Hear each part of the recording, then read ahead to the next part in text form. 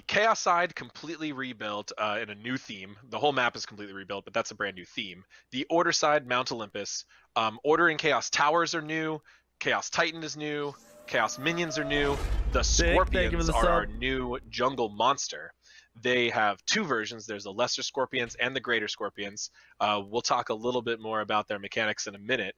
And we also have a lot of our favorite jungle monsters from the previous seasons will be reprising their roles. Red buff, purple buff, blue, and speed buff, not yellow buff. I think obviously. BTS is coming up today. We'll be maintaining their art from the previous years. Hey, everyone's getting their drops now. Cool. Nice. Well, and it's Twitch Amir, dude. That's just been going for so long. Let's start with the Lesser Scorpions and talk just a little bit about their mechanics. All right, now we're doing something pretty crazy in this map here, Pon. We're doing a few really interesting objectives added to the map. We're trying to look for ways to layer on some complexity into Conquest. And one way we've done this is through the new Lesser Scorpions, which are the first jungle camp that spawns inside of lanes. So on the outside of the duo lane and the solo lane, on the outer edge, you will see these Lesser Scorpion camps that you will actually be able to attempt to take or steal from each other while you're still essentially standing in the same place where you can clear minion waves, right, Pon? Yep, exactly. They're right next to it. People can fight over them. People can try and burst them down, but be careful if you try and burst them down while your opponent's around. They might try and sneak it from you if they're so inclined. So these provide golden experience when killed, but they also have some additional new rules which are very interesting. The first of which is when their health bar is depleted, they are not immediately slain. They go into a down state where they have to require a certain number of individual hits to finish them off. So this is to add even a little bit more attention and strategy behind who's going to secure the camp.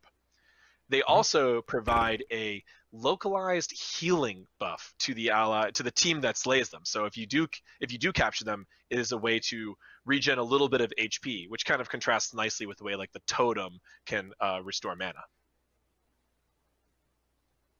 So those are the lane scorpions, the lesser scorpions. Yep. But we also let's talk about the big boys. Oh yeah.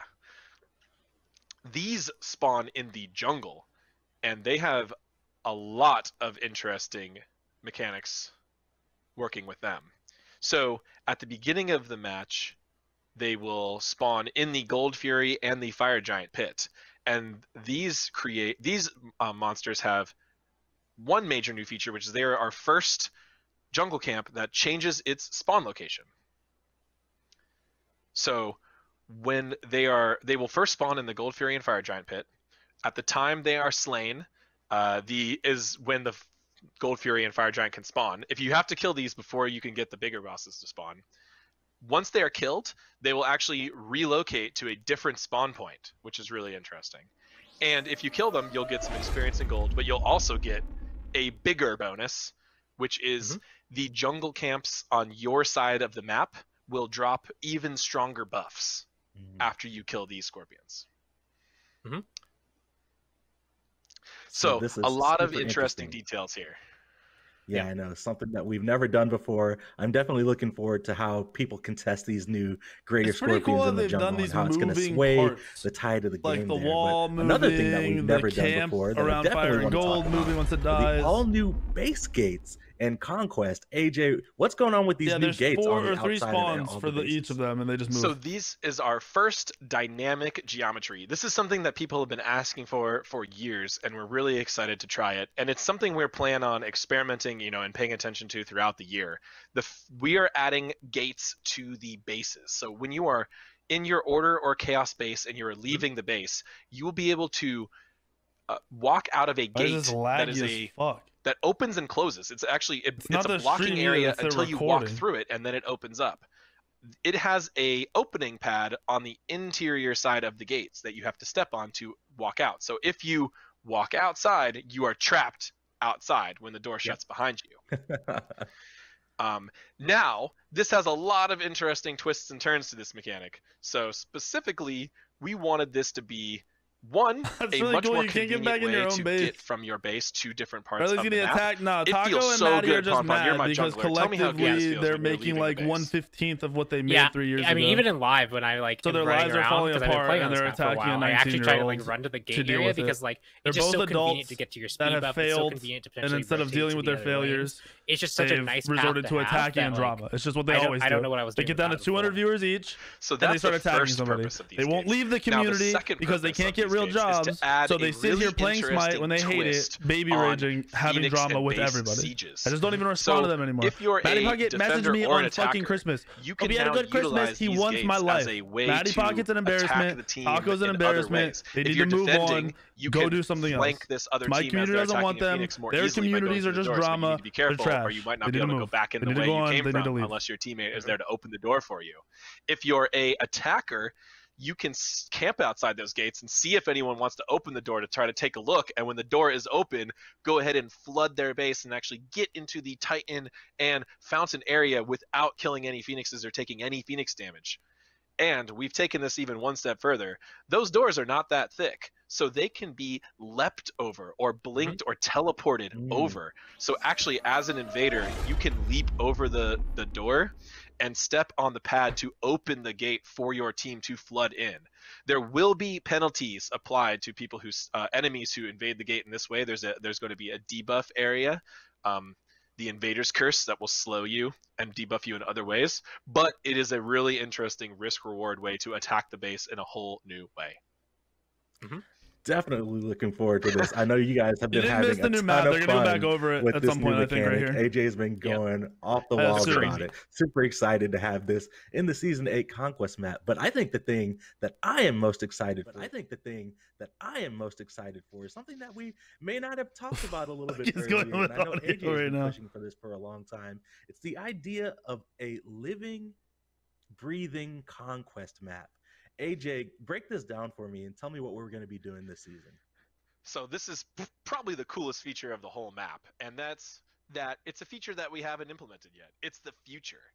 Conquest, we get a new map in Conquest 8.1, and in the history of Smite, we would get a new map. Why is it so quiet now? What the fuck did they do? 5.1, and then years before that in 2, 3, and 4. So it was a long time between maps.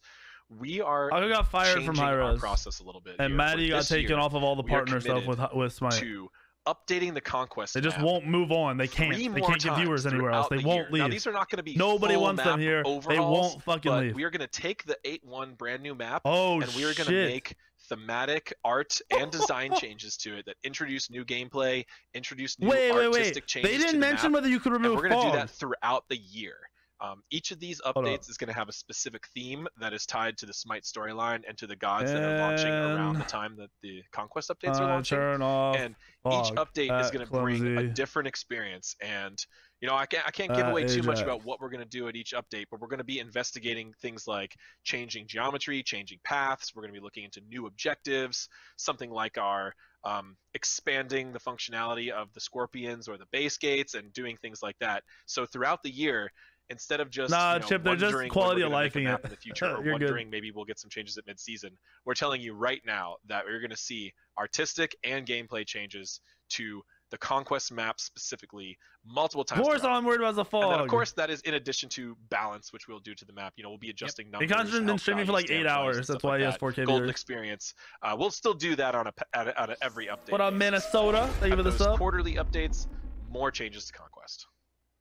Super exciting. All my theory crafters out there, go back in the VOD and take a screenshot of that teaser image and start making your predictions. It's going to be super awesome. Yep. But another thing that's super awesome, as we move away from Conquest, but still Conquest related, some of the new player experience updates that we've got going on. And the first one is actually going to be a new feature in Season 8, the Conquest Guided System. And I'm going to leave it to AJ again. Take it away. Don't worry, Pon took lead on the balance and the items, so he'll be leading for the rest of the meeting or the rest of the 25 pages to go through. 25 pages. This is part of our commitment to Conquest, but it expands a little beyond that. It is for new players in general, but it's not just for new players. This is something that we wanted to add for a long time. They just tweeted me already. Better ways to learn the Conquest map. There's no better time to learn Conquest. No fog removal on launch, but they're working on it apparently.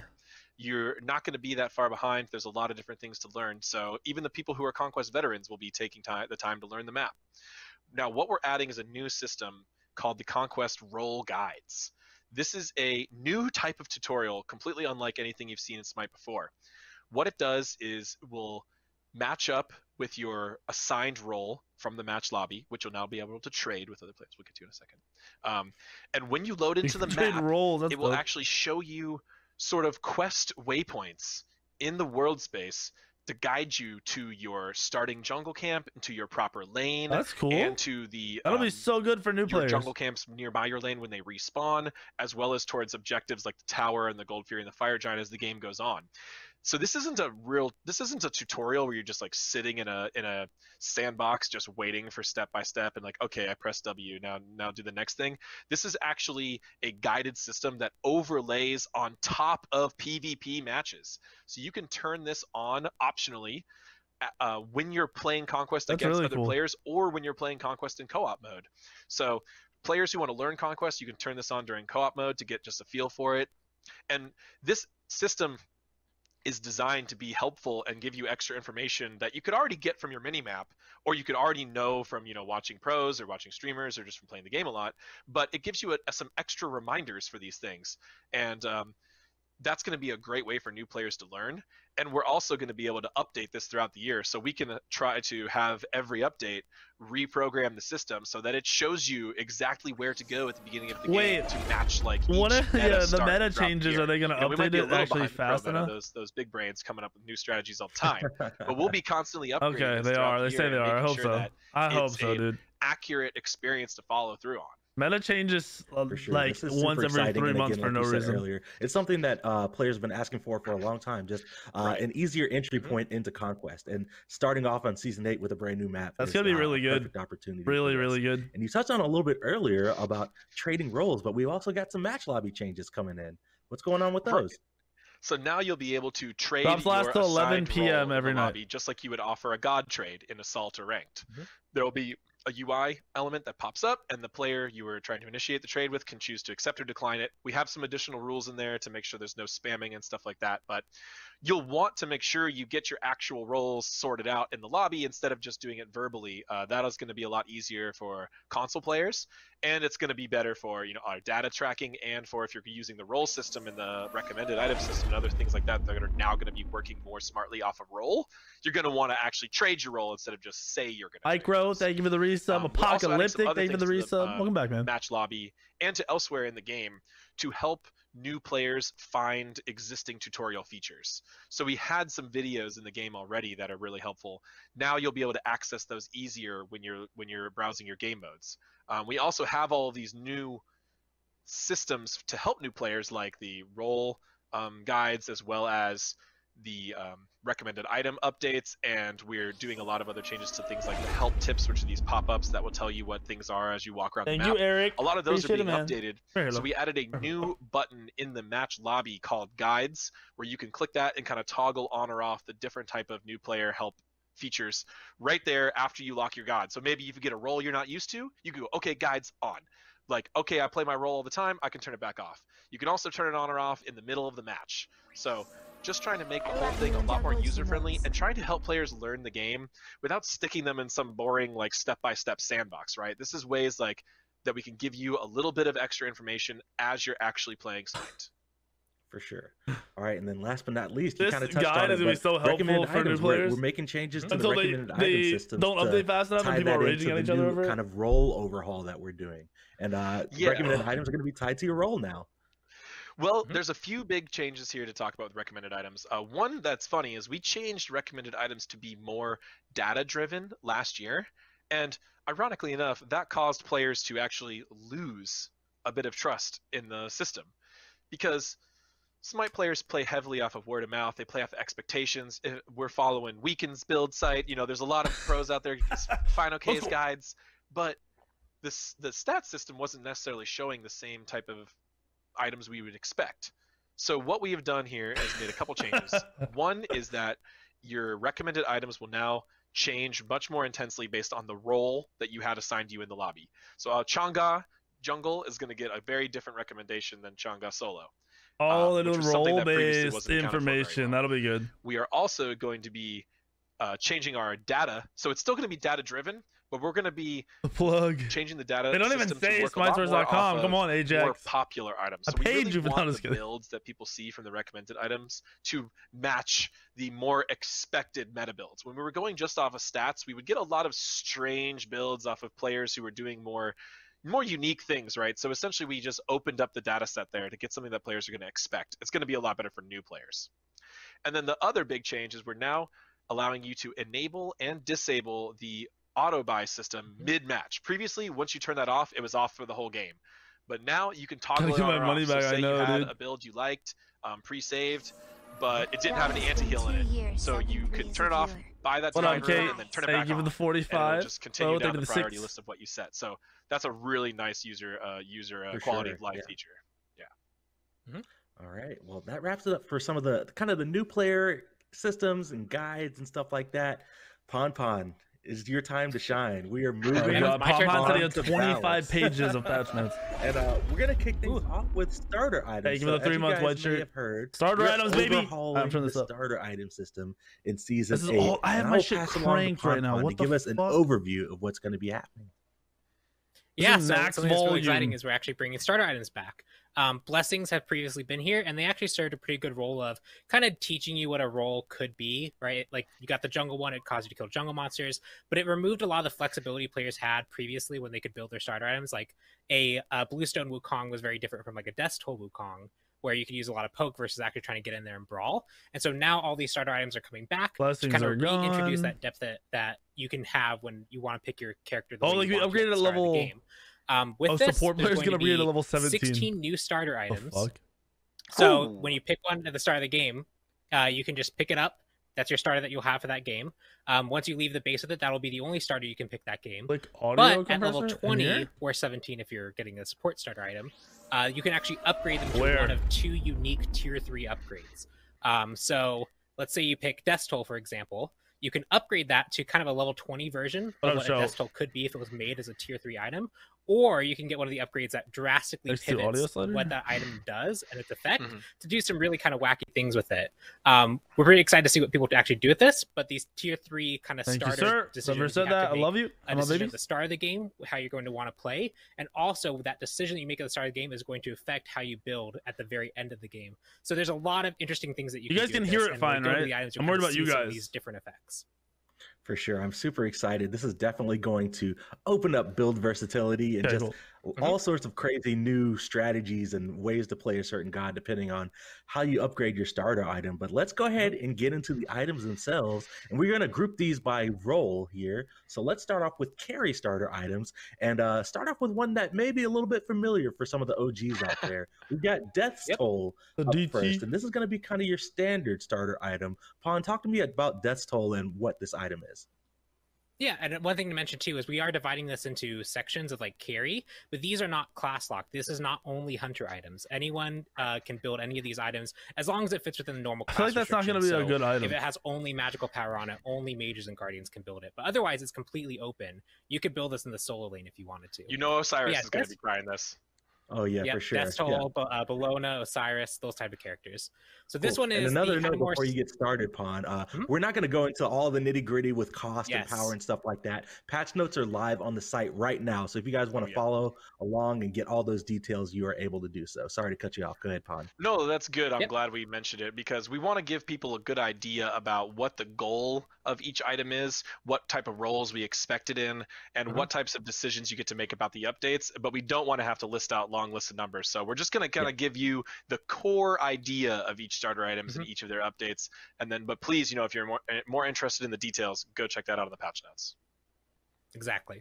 So Death Toll is the kind of the standard carry starter. This is the one that you're going to pick if you want a little bit of sustain and boxing power in the early laning phase. When you hit basic attacks, you restore health.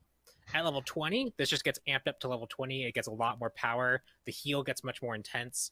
So you can actually use this to really sustain yourself in the late game. Or you can pivot to be more offensive. Back with these new items? Wants you to actually slay enemies. I think you're going to see some weirder shit than Arthur. Bonus. So if you want to be very offensive, get those big damaging basic attacks because you don't need the sustain anymore. Nah, I'm waiting for PTS to go up. I haven't seen it go live yet or update yet, unless someone else saw it. Kind of standard, like you said, but I'm definitely liking. Already, I'm seeing the kind of standard upgrade versus wow, what is that one? Yeah, this could be like Osiris item, especially the upgraded version. And this one's going to be kind of a more farming focused starter item. I've been loving this one. So if you want. Yeah, this has been the favorite for. This is the if you can actually last hit, you can get a little bit extra gold and mana and movement. Mark a minion for a bounty every 10 seconds. Last hit to claim the bounty. Marks, so it'll mark a bounty from targets around you, and if you successfully last hit, you just bonus get gold. Some rewards for it. And if you actually upgrade this to Diamond Arrow, bonus it removes the stats for all your unspent gold. Any target that you slay will give you a pretty big attack speed. That's Thanatos. I think that upgraded version of Death is not going to be good enough for like. Now, if you just want the more raw stats and you want to be more offensive, you can actually go with Ornate Arrow. Lucky you can see builds, you just can't see builds on gods that don't have builds yet. Gold generation, and for the amount of gold that you keep on your person, so you keep unspent, you actually get critical strike chance and a huge boost of attack speed. So this is the if you want to hold on to like 2.5k gold to get critical strike chance and attack speed. So it's kind of like a targeted. So a lot of interesting decisions. What's it called, Buff? For sure, that one sounds spicy. Let's move on to the next one. We've got Leather Cow. What's going on with this one, Fawn? This is the utility carry starter item. So this one is focused more about helping your team. So the normal one is Leather Cow gives you some power and lifesteal, and when you're alone, you get more movement speed to kind of get to a fight. And when you're with an ally, you get attack speed to help you fight with that ally. Provide bonus power while your team outnumbers your enemies. Attack speed into an aura attack speed, so your whole team gets. That is not a jungle item. Or you can change to Leader's Cow, which turns you into the shot caller. You move your team around and tell them to stick with you, because if you find a target alone, or you fight maybe Fire Giant, who's an alone target with your whole team, you give them all a huge power stim as long as you outnumber them. If the enemy team is even in number with you, not as good. So you have to isolate targets and be the shot caller for your team. So as you can see, a lot of these items have a lot of new effects. They have a lot of things you're used to, a lot of throwbacks, but we've only looked at a few items so far, and we've already seen the first type of item that extra rewards for last hits, the first type of item that converts unspent gold to stats, which is a really interesting late game choice. They already showed them the only item that tracks the number of enemies versus allies and compares them against each other and gives you different types of effects whether or not you're close to people. So we're seeing a lot of interesting and unique mechanics throughout all of these starter items. So you're going to see some of your old favorites like Death's Toll that you understand the the pretty simple details of, but make sure you double check and check out these upgrades, because there is some very interesting stuff here, and a lot of this stuff can be applied to a lot of different gods. So we're going to see, it's going to be really interesting when this launches to see who's going to be picking up what on what type of gods. All right, moving right along from Leather Cow, we're going to start looking at some of the solo focused starter items. First one up, we've got Warrior's Axe. What's going on with this one? Oh, what's this? So Warrior's Blessing is one of those items that we actually iterated quite a lot in Season 7. So this is the throwback to that. This is the kind of standard thing that you pick up if you want to like brawl your opponent. When you hit them, you steal some health from them. You get some defenses to stay in lane. Protect crowd control allies with a shield. What the fuck? You can upgrade this to Sundering Axe to turn that extra health steal into a percentage health steal for the late game. So if you want to box your opponent and get a big burst of health and steal it from them. Well, that might be like more of a warrior item. Or if you want to be the hero for your team, if you want to save everyone, you can get Hero's Axe, which makes your health pool a resource to defend your team. So if they ever get CC'd, they actually get a shield based off your maximum amount of health. So if you're building tanky, if you're the frontliner, you can provide a pretty big shield to anyone who gets CC'd around you. Solo laners peeling instead of diving? What Smite are you playing, Pon Pon? I know, right? Everyone's playing Sending Axe, I already know. It's fine. Yeah, but Mom, if you're playing like Guan Yu or something. Next up, we got another familiar name for the OGs out there, Bluestone Pendant. And this one's going to be a little bit more aggressive. Let's go. Yeah, Bluestone is back. If you like Bluestone Wukong, that's the start for you. It's basically, as you remember it has some HP 5 on it. It has an MP5 for some sustain in lane, but it also has the, when you hit with an ability, you apply a damage over time to targets. Really good for clear, really good for poke. You can upgrade this to level 20 for Bluestone Brooch, which is a current health dot rather than just a flat dot. Bluestone Brooch about to be offensive item. You can really shred target's health at the start of a fight. Lucky Strix, or you can completely change it to Corrupted Bluestone, which takes that dot, makes it a more of a debuffing dot, so it actually lowers their attack speed. Bluestone has always been you basically get a big boost of attack speed to 75%. So this item can potentially provide you 75% attack speed, which is very different and not what you would think you'd want on an ability user. So lots of interesting decisions there, and like different characters that maybe set with corrupted. That's a great example, because this was a solo item in its core, but we have an upgrade that allows it to flex to some hunters, right, or even some assassins. Yes. So if you like that early lane clear bonus ability damage, but you still will value that attack speed late game, this could be an item for you. For sure. Solo Kali, you can clear a little bit now, and late game you can just be a chainsaw. Oh, don't give them any ideas, Pawn. We're moving on. Next up, we've got Warding Sigil. This is going to be kind of a magical protection starter item for solo laners. Yep. So this is kind of a counter pickup item if you want to go that direction. If you feel like that matchup is something that you really need to handle, it'll actually provide some magical protection. And when you're hit by abilities, you get flat damage reduction. So also this will take minion damage down. So if you want to brawl with that magical solo laner, or you're really worried about magical damage, you can pick this up. Shout out to Mark of the Vanguard. No, these are starter items. And then there's upgraded versions which hit level 20. Guard, which actually turns it into a % damage reduction. So late game, you can really. I want to know how jungle sustains, because or you can completely turn that defense into offense. I'm not seeing the sustain. Sigil. If you can eat enough abilities, you actually will charge up the item itself, and it'll explode for magical damage to targets around you. And this can happen any number of times over a fight, as long as you're hit by enough abilities. So this encourages you to really just dive deep into the enemy line and just fight. Now we're talking solo lane. There we go. That's what I'm looking for. Yep. All right, next up, we're going to move to the mid lane, guys. Vampiric Shroud up next, another familiar name. Yep, a lot of these are just familiar names with people that, like, a lot of old memories. I remember this from season 0, like in the preseason. Vamp Shroud DT Freya was like my go-to. But yeah, so this one will restore health and mana when your abilities deal damage. It provides also a little bit of protections. And I think it said it was like so this is the very 1,500 gold to upgrade them, if right? you're worried about maybe Assassin Genki, this is a choice that you can go.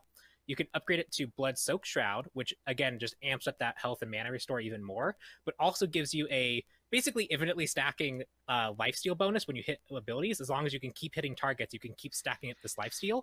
Obviously, caps are still present, but you can get a lot of lifesteal from this item. And then finally, you can just completely change it, turn it to not defensive, sacrifice your own health with Sacrificial Shroud. Your abilities will deal some more damage, but each of your abilities will now cost a portion of your health. So you have to be really careful with this to make sure you don't kill yourself with this item, essentially. For sure. Those are some metal names and some metal effects, Ponron. I know, right? All right, let's move things down and chill out a little bit with Sands of Time. This is going to be our cooldown focused mid starter. Yeah, we'll see how chill people are after they read the last one. Not chill. We'll get there. So Sands of Time, another familiar starter. This is that item that's cooldown reduction crazy. And some mana per 5 that increases. On Chronos, you'll be unkillable. Mana. You can upgrade this to Pendulum of Ages, which turns the passive just up a ton, as well as gives you extra power based off how much mana you currently have. So when you're at full mana, you do more damage. When you're lower mana, you restore mana. And it can be up to 160 magical power, just for an example of how much that it is. Or you can just completely change it, get rid of the MP5, and go with the alternate timeline. This item is, when you would die, there's an alternate timeline where you didn't die, so you just go to that one instead. This will revive you after a brief delay, giving you some health back with a very long internal cooldown. So you can kind of see the level of spice with the alternate timeline. Chronos, you have to kill Chronos 3 times because he's going to Aegis. It's nuts. Then he's going to ult. Make sure to burst them right when they revive so that the alternate timeline wasn't too fruitful for them. Yeah. this one certainly has a large amount of balance levers in place. And it's gonna have like a 5-minute cooldown, I think, or something like that, or like a 3-minute cooldown. Sure. Please BTS test this one in particular. All right, next up we've got Conduit Gem, the last one that we've got kind of grouped up as a mid category. Yep, so this is the kind of aggressive one. It doesn't have as much sustain. People bought this on that test. It doesn't have as much mana regen as Sands of Time, but what it does make for is damage. It has a pretty high amount of magical power, and it has a stack that accumulates over time that you can consume when you hit with an ability to deal a burst of true damage on target. So this can be used to help you clear wave, can be used to help you poke the enemy god. I wonder how much bonus damage it is. More aggressive in nature. You can upgrade it to Archmage's Gem, which just turns a 10-minute cooldown into a magical power scaling component. So no one's gonna build that item. 10 minutes is too long. No, 10 minutes is way too long. On it. you can get an idea. People aren't going to build it. It's going to get buffed. It'll have a focus, time change on it over time. If you can actually keep casting and keep focused on the game long enough to like keep just making sure to keep the stack up, you actually get some movement speed, some damage bonus, and some damage reduction. So just you have to keep casting, otherwise you lose it. But if you can, you get a lot of benefit from it. Now, I like this one, Pon, because this was a play style we kind of lost with a lot of our newer starter items. We went to the more equalized bonus damage, or a lot of mages tend to start with sustain in some form, or instead of the bonus damage. This is the one that really lets you specifically have a lot of agency over doing a really hard-hitting ability at certain times. So this is something we used to see maybe back in the old days on Scylla, so she could really make that crush hit even harder. So I'm really interested to see what types of gods, now that we have a bigger god roster, what types of gods end up picking up an item like this, because it's a really interesting, contrasting, aggressive style with Sands of Time. So we'll see. Definitely. All right, well, that wraps it up for mid-starter items. Let's move on to the jungle, guys. And the first one that we've got up is Boomba's Dagger. What's going on with this one? Gimme. Yeah, this is the old reliable of jugglers. It's going to look very familiar, but it has those upgrades to really change the late game play style. Nobody built this, though. You do some bonus damage to jungle camps, and when you defeat jungle camps, you actually get some sustain, which makes sure that you can stay alive. Nobody built this, especially with our more aggressive junglers that we added in Season 7, and these new scorpions you have to fight, that sustain is going to be very valuable. Now you can upgrade to Bumba's Spear, which just amps up that bonus damage even more and makes it work on jungle bosses and structures. So you can actually turn your kind of like utility and clearing jungle camps into a more late game effect with some power to support that. Or you can go with Bumba's Hammer, which encourages ability and base attack weaving, which most assassins do naturally. When you use an ability, your next base attack is going to do some bonus true damage. And when that bonus true damage hits, your abilities will be reduced all by 1 second. So if you are good at weaving all your abilities in, you can get a lot of benefit out of this. You have 0 cooldown. People can really make the most use of this. For sure. Well, that one was kind of ability focused, but the next one is Eye of the Jungle, and this one is attack speed focused. This is what they built. So Eye of the Jungle is a completely different way that you can start the jungle. Some characters will leverage the attack speed a bit better, but it has some bonus damage to help you slay some jungle monsters. And when you slay any jungle monster, rather than sustaining some health back, you actually place a ward where they died. Nobody goes that Bumba's, I don't think. The Bumba seems like shit. Different camps around the map. And also, if you invade, you can ward on their side of the map and see that they actually, if you want to like have the extra level of BM, you can actually see when they went to the camp, saw it was taken, and you can see. Oh, but it's a large jungle monster. I wonder if that's like a lot of control over the jungle is what this item's focused on.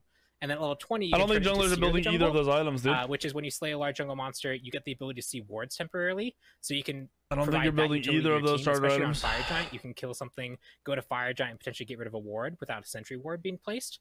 Or you can get Protector of the Jungle, which means if anyone's fighting you on your turf, the jungle, they're going to have to deal with you having more power and protections for being there. I don't think so, man. Pon, this is a support item, not a jungle item. Nah. Junglers aren't going to buy wards. Junglers aren't going to buy wards, even if you hide it on a jungle item. No, they don't buy wards. It automatically places one. It's just free. It's free wards. There you go. It's really cool to see. It's a 30-second ward where it dies. That's so shit. For sure. All right. This one is going to be a spicy one for all of our OGs. We're bringing back Mannequin Scepter. Shout outs to everybody who knows where that came from. But I'll let Pon take it away for this one. Yeah, if you remember Mannequin Scepter, it was never in live. I think it only ever got to PTS. It was very strong. This is a new version of it with some of the stats changed to make it more reasonable, but it's also going to be a jungler item, the more aggressive jungler item. So this one is, when you hit a target with a basic attack, you actually apply a damage over time that reduces their attack speed and burns them for damage. If you hit jungle monsters with this, though, they take bonus damage from it. So they take, I think, 2.5x the damage from this. So you can really burn through your jungle objectives really quickly. Or when you gank, you can fry this extra dot that actually burns down your target. They can't run away. Look how much damage it hits for. This item doesn't have any sustain, so you got to be really quick with actually killing targets with this. It just level slaps, 20, you can upgrade to Mannequin's Mace or Mannequin's Hidden Blade. They can't run. Mace is There's no running. Dot becomes incredibly strong. It does even more damage. They made an attack speed reduction, but it's still going to be a nutty item. So if you want to take down Gold Fury fast, you want to take down Fire Giant fast, this is the item to go to. Or you can go to Mannequin Hidden Blade, which is actually a out of combat burst. So if you haven't been damaged or haven't taken damage, that is going to be fucking crazy. 5-second window, and you hit a target first, you're going to chunk them for a percentage of their health and slow them for a long time. So this is your ability to kind of like that jump hidden blade shit. That or the bluestone are going to be the move, I think. For sure. Well, that wraps it up for the jungle starter items. And quick note on these, I believe, correct me if I'm wrong, these are only available in Conquest, correct? Yes, because they have a lot of interactions with killing jungle monsters, which aren't as available or as accessible on other maps. So these will only be available in Conquest. Cool. All right, well, let's move on to some of the support starter items here. We've got Sentinel's Gift up first. Yeah, so Sentinel's Gift, it's a throwback to Watcher's Gift if you're familiar with that item. So when you get an assist, you'll restore some health and mana and get some bonus gold. So you want to be around targets who are slaying monsters so that you can get that sustain as well as that extra gold. You can upgrade this at level 17. So all the other items up to this point have been level 20. But for these support ones, supports generally lag a little bit behind in levels. We want to make sure that they're getting this at around the same time. So level 17 instead. If you get to 17, you can get Sentinel's Boon, which turns this into a % health restore. So when you're sieging a Phoenix, you can really boost your health back up. Builds are going to change so much because this is taking away a 6th item, which lets you leverage aura protections in a unique way. It's 120 protections split evenly among all targets. Yeah, all builds are going to change. I'm not doing Smite Source updates until this goes live. 60 as well. If you're around 3 people, you're going to split it 4 ways between yourself and all of them. So the 120 will be split evenly between all of them. So you can either spike a single target by being alone with them with a lot of protections, or spread out a pretty considerable amount of protections to your whole team. Nice, that's awesome. All right, next up we've got Benevolence, which is going to be kind of a tactical support item, which is cool. What's going on with this one? Yeah, this one requires you to do a little bit of math and planning and really being strategic with your team. This provides some passive gold and XP, which sounds scary on paper, but a portion of all experience and gold you gain is just kind of lost to the ether. You get only 90% value from slaying jungle monsters or slaying minions or slaying enemy gods. If you are around an ally, however, that 10% that would normally get lost to the ether actually goes to them instead. So you can kind of power farm someone in particular. So this kind of encourages you to go lane to lane, powering up whoever you want. And the rotation that normally would lose you farm, you're actually getting some passive gold. So it'll be interesting to see how people leverage this item compared to Sentinel's Gift. But at level 17, it can be evolved into Compassion, which will actually absorb a portion of damage from anyone around you that gets hit. So if your teammate's getting spiked by that Kraken, a portion of the Kraken will actually go to you instead of that target. We've seen some people in playtests want to be compassionate, realize that they're getting blown up very, very quickly for absorbing damage for their team, and suddenly they don't want to be as compassionate. So for sure, it's very. I'm curious to see what character will make use of this, as well as Animosity, which just completely takes this more support-focused item and turns it on its head. Your basic attacks are going to deal extra damage based off your maximum health. So if you have a big health pool, your basic attacks are going to chunk, and they're going to deal double damage. All right, that's going to be weird to see an auto attack support so of some kind. Take down structures rather than trying to zone. You can actually take down that Phoenix kind of on your own, as long as minions are there to help protect from the back door. Some really unique effects here, and what we've been seeing a lot in our testing is Sentinel's Gift gives you that sustain and a lot of ways to get that pressure, especially in the early game. But Benevolence ends up with your team or your duo lane being a little higher level. So it's really like, do you want to go all in on the early game, or do you want to take a little bit of an investment strategy? And we've seen both be really successful. So I'm really interested to see. I have a feeling that pro players are really going to gravitate towards the Benevolence tree instead of the Sentinel's Gift tree. But I'm interested to see how the player base as a whole reacts to these. But we still have one more support tree to introduce. Yeah, you're about to see a lot. Let's get right to it. We've got War Flag, which is going to be the last one kind of in this supports group for starter items. What's going on with War Flag? Yeah, so this one's the more aggressive support starter item, which can make some good use in Conquest, but this is an old kind of arena familiar starter item that had a lot of use there because you're constantly fighting with your team. Spartan Flag would be kind of nuts. Assist will restore health and mana to all nearby allies. So kind of like Sentinel's Gift, but for everyone, as well as boost their movement speed and attack speed temporarily. So off a full minion wave clear, you can actually leverage that attack speed and movement speed to be really aggressive against your opponent. You can upgrade this to War Banner, which will actually just amp up all the effects, more health restored to everyone, more movement speed, more attack speed. Or you can go with Spartan's Flag, which makes you kind of the shot caller of here's where we go. You can, when you damage an enemy, you'll drop a Spartan Flag at that location, and that location has an aura that will provide power to all allies who stand near it. And the duration of the Spartan flag and the internal cooldown of the item is the same. So you can only ever have one at a time, but you get to basically be like, we're fighting here, stand here to get some power. For sure. Richie, thank you for the 11. JFJ, thank you for the 16. Well, that wraps it up for support, but we've got one more, which is kind of just like a neutral starter item that could be good for, you know, no matter what role or class that you're playing. And that one's going to be Tainted Steel. Yep, so Tainted Steel is a neutral starter. This is the kind of anti-heal starter. If you're concerned about healing out the gate because maybe your direct lane opponent's going to have a lot of sustain, or you know that there's just going to be a lot of sustain in that game in general, you can go Tainted Steel. And when you hit targets with abilities, you apply a kind of minor anti-heal to them. So pretty straightforward starter. The upgrades change things a little bit more. Tainted Breastplate is when your enemies are hit by your damage abilities, they have your healing reduced by a more significant amount. So this can help synergize with other anti-heal on your team. Or a Tainted Amulet, which enemies hit by your damage abilities have their healing reduced by less than Breastplate, but any healing that's reduced that way is instead siphoned to you, so you can actually take that healing for yourself. All right. Well, that's some anti-heal, speaking boys. of healing, we've got our next balance section here. We've got some new healing rules that are going to be coming in Season 8. They're hitting healing hard, dude. Healing has been the talk of the town for the last few weeks on social media, Twitter, Reddit, everywhere. And we've been seeing all the conversations that have been going on. So I'll pass along to AJ to kind of further explain what's going to be happening. So healing is something we've been paying attention closely to in Smite for many years. The rules of the anti-healing and the gods that are strong healers and their balance back and forth between them is something that's a big part of our balance initiatives. Now, what we've seen recently is healing gods being higher in the meta than ever before, really. And what's interesting about this is that healers have always been really good at Smite. Like, we've kind of have definitive data to show this, that their win rates have always been high. Now their play counts are as high to match that, and that's been rising over the end of Season 7. So now healing, so for a long time healing was always strong, but a lot of people did not perceive it as all that strong. People see our anti-heal items in the game, they see how strong they are, and a lot of people are taking that at face value, and they're looking at the anti-heal items and they're going, okay, this is really strong, so healing is balanced. But in reality, healing was still really strong all this time.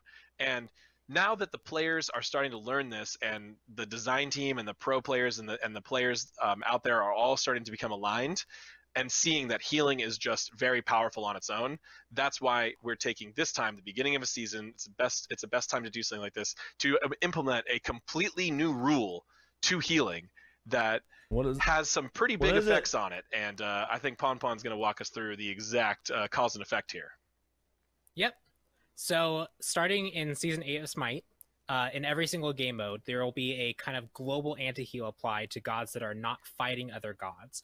We've termed this as brawling, because it's not quite out of combat, but this is largely focused to what people would generally call out of combat healing.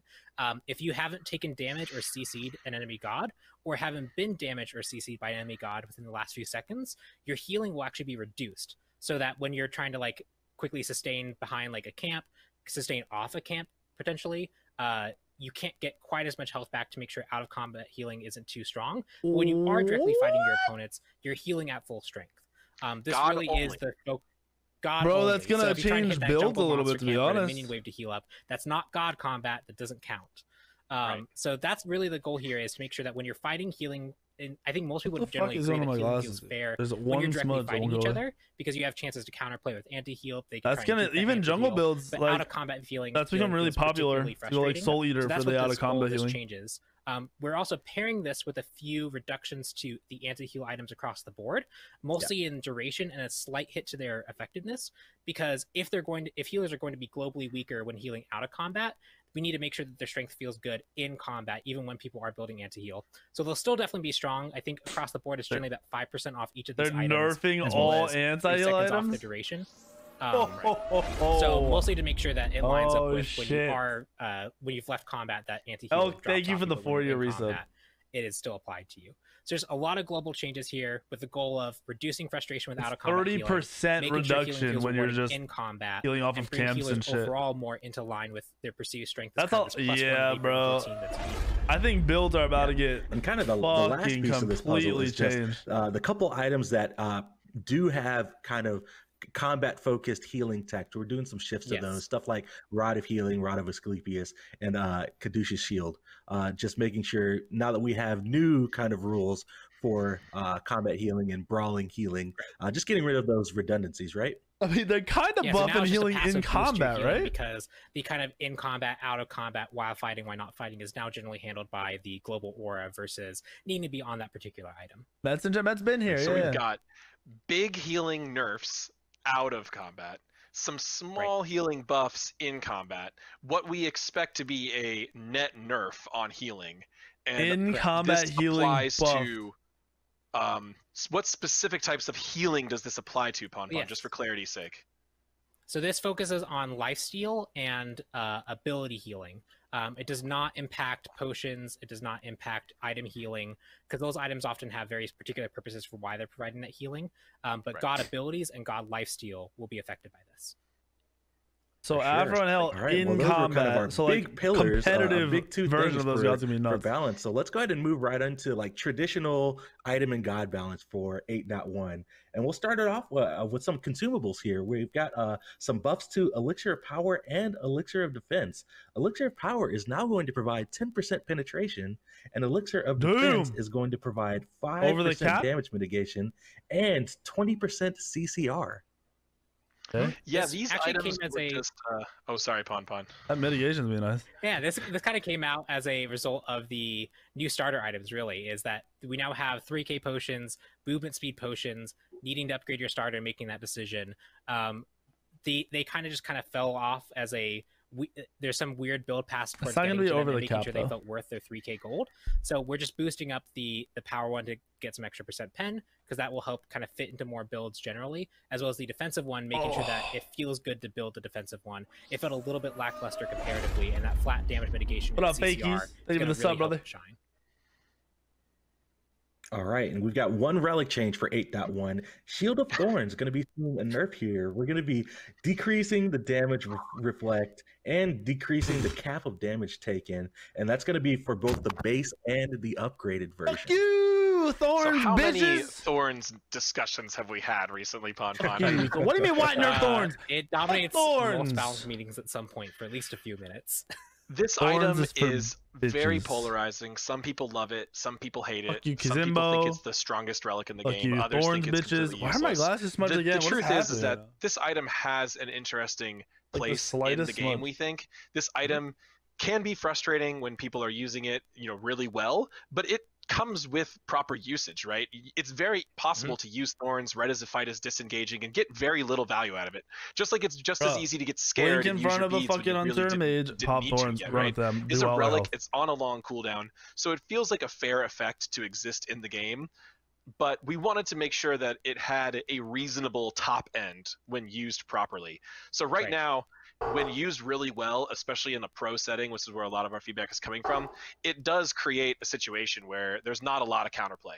The tanky character can run at the squishy characters and be very, very hard or nearly impossible to fight back against. So what we're doing is just taking down the total caps. The maximum amount of damage that it could output is coming down on both the regular version and the upgrade to make sure that even when used properly, this isn't as devastating. All right, well, we're going to move right along to some tank items here. And first up, we have Witchblade seeing a shift here. It's now going to build off of Adventurer's Blade. Cock. We're taking away the attack speed. Misunderstood. It's now going to provide weeny, 30 physical protection. Huge cock. And we're increasing the attack speed. Now builds off Adventurer's Blade no longer provides attack speed. It provides 30. Oh, prots. Tree is getting a little bit shuffled around. Toxic Blade will That's be why people built that. It gives you 30 prots. Witchblade, Winged Blade, and Relic Dagger will all be kind of in their own trio. Witchblade is going to provide the physical protection of that tree, Wingblade will be magical protection, and then Relic Dagger will be full health. But Witchblade is just one of those items that really existed in this weird hybrid space. Wow. Some characters really couldn't leverage the added magical protection to the Wingblade. Attack speed reduction. So now it's going to be more focused as being a defensive tanky solo lane item. And just move towards that direction. So now it provides physical protection, as well as the aura is going to be more intense to really help with that utility. All right, next up, we've got another change to the blade tree here. We've got Winged Blade up next. We're going to be decreasing the health on Winged Blade, but this one is going to provide 30 magical protections. As a tank player, I'm so happy with this decision. We got the blade tree actually feeling like real support items now that they're giving different types of protections. And it's so nice the way we're able to work out magical on one, physical on the other, health on that one, and then an aggressive item. This is just such a fun tree. So Winged Blade provides a really powerful passive, but it hasn't been super popular in a while. We wanted to make sure we gave it a little bit of a shift because the stats are pretty powerful. But now you're going to get that new magical protections because the magical gods in Smite do tend to have a little more slows than their physical counterparts. Obviously, this item can still be good when you're against physical gods, but now you're going to be able to actually get protections along with those amazing anti-slow stats. For sure. All right, next up and last for the blade tree, we got Relic Dagger. So we're increasing the health on this item, and it's now going to provide 10% crowd control reduction. Yep, this is an interesting item we've seen some pro players especially use to great effect, but generally is more still on the outskirts of a lot of builds. So we thought it had some room to go up. This is now the health item versus the physical or magical protection item, going to 350 health, as well as getting some crowd control reduction to make sure that you can actually be in the front line for your team. And if you get a CC, you can mitigate a little bit of that off. For sure. All right, next up, we've got Emperor's Armor. Small buff here. We're just increasing the physical protection by 10. Now, this is a good item, but not a great item. And it also has a very unique passive that is very tactical. It's very situational. So Emperor's Armor was kind of contrasting its stats with the other males in its tree, but now it's got more even physical protections with the other males, which is great, because now you could really choose which one you want based off of the situation, not just the stats. All right, and then last up for tank items here, Talisman of Energy going to be seeing a buff. It's now going to provide maximum stacks on God, Death, or Assist. Hi, stream. Yeah, this is a buff that comes from our Olympians. Did I miss anything? They really wanted to kind of shout out this item. Talisman of Energy is one of those items that has a really strong effect, but it's really difficult to leverage in Conquest when you're fighting around like a fire giant where there's not many minions dying. So now if you actually do get a kill, if your team successfully gets a kill, Relic Dagger, what they do to it? Effect of this item and really get to chase down that fight. More health? How much? 500? It's going to be strong. For sure, definitely. Oh, okay. All right, let's move on to some assassin items here. Jotun's Wrath going to be getting a buff here, and we are increasing the physical power by 10. The Jotun's buff, it's finally happening. Now, I know there's been a lot of discussion on this item. Let's go. Some people even going as far as to say that it should have a whole passive in addition to it. We think that's a bit extreme. The 20% CDR is still a pretty powerful defining feature of the item. However, we are aware of the fact that it's fallen a little out of favor and is starting to feel a little undertuned. We are just giving it a power bump to make sure that those assassins who really care about that burst damage and cooldown reduction, they still have their go-to old reliable item that's been in Smite forever, and I think this is just going to feel really good across the board. For sure. All right, next up we've got Stone Cutting Sword going to be seeing a buff here, and we are decreasing the cost.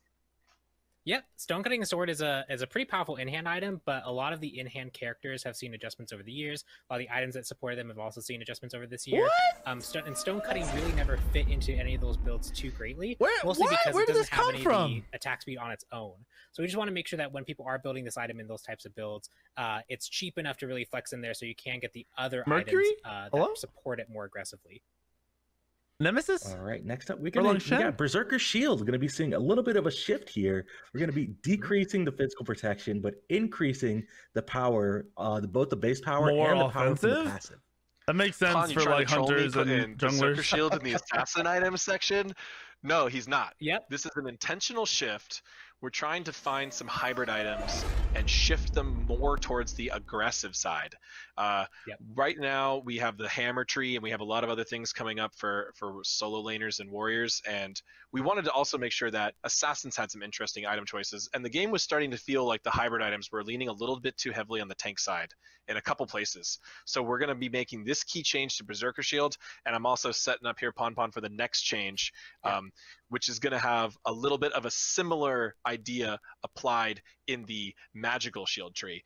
And these are still going to be kind of hybrid items, but these are going to be more reasonable, aggressive options that assassins can choose to opt into in certain scenarios. Yep. So we'll move right along to Warded Shield up next. We're going to be decreasing the cost on that, but also decreasing the magical protection. Yep. So Warded Shield, that tree is going to see further adjustment with the next item, Antile, to make this make a bit more sense, but mostly this is it was very expensive for the defense, for the amount of defense it provided, so we're bringing that down, but we're also setting up the magical protections to be in line with our general tree upgrades, making sure their stats are always upgrading when you go to a tier 3. For sure. All right, let's talk about Ancile. We're going to be decreasing the magical protection on that and increasing the physical power. This is a true shift right here. Yeah. You know, just getting rid of the protections and increasing the power.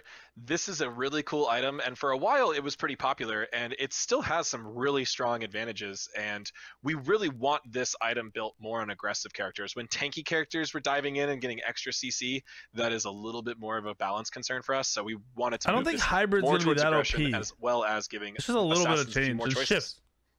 Less tanky, more damage. All right, last up for Assassins. The Rated Edge going to be seeing a buff/shift here. It's now going to provide 10 physical power per stack, but will no longer provide 10 basic attack power per stack. Oh, shit. Yeah, the goal of this buff is mostly to open it up towards more Assassins. It's ability-based now, too. So now it'll provide physical power per stack. This makes other characters potentially want to use it if they can like dump their abilities and maybe dump their ultimate to get that power stem. But just opening up the cast that can use it, we saw after a round of balance changes to this one, it kind of it's not that much power though. It's 30 so power, sure right? That other characters can make use of it is a goal for this change. 40 power, I guess. All but right, at that point, it doesn't matter as much. Items up next. Celestial Legion Helm up first. We're going to be increasing the magical power. Yeah, another item that's kind of a hybrid item, maybe even a tank item, that we're moving a little bit more towards the aggressive direction. This item allows you to build up a lot of physical protections, which is a great anti-ganking item, but it really did not have the power that made it very attractive. A lot of mid laners just didn't feel like it was worth it, so we're giving it that little bump to make it feel like a real actual hybrid option for mages. Patch notes are interesting. Next up, Spear of Desolation. This is a fun one. Now going to decrease your ultimate ability cooldown by 8 seconds on getting a kill, plus in addition to what it's already doing. Yeah, this one provides a little bit more utility. The passive really only occurred on kills, so depending on who you ask, this passive was either okay-ish or not really usable because it didn't really help you get into a fight, and so you kind of default to Spear of the Magus, which provides just straight-up utility. But Spear of Desolation, getting this ultimate cooldown reduction can be really interesting on certain characters that have lower cooldown ultimates. Holy fuck, you're about to get raw ulted 3 times in one team fight. Maybe win a Fire Giant fight, you can go siege the Phoenix and have your ultimate up a little bit earlier to really help you push. For sure. All right. Next up in the pin tree, Obsidian Shard, increasing the magical power on this one. And as you're seeing here, yeah, you're right. I did say people in that test of the new map were dying faster. All these items have more damage on them. What we want is to make sure that all of the penetration items in the mage that the mages have available to them are all looking like viable options. We've seen Divine Ruin really rise to the top this year with the healing changes as well as the buffs to the other items. We expect them to have a lot more even footing. Obsidian Shard already provides a lot of penetration, and that's great, and we were pretty happy with how its passive is working. We just wanted to give it that little extra power bump.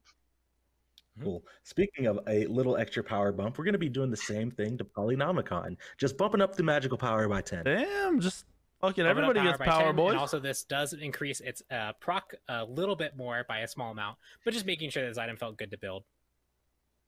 All right, another one in the book tree, Soul Reaver up next. Going to be seeing a shift. It's no longer going to provide your 10% magical penetration.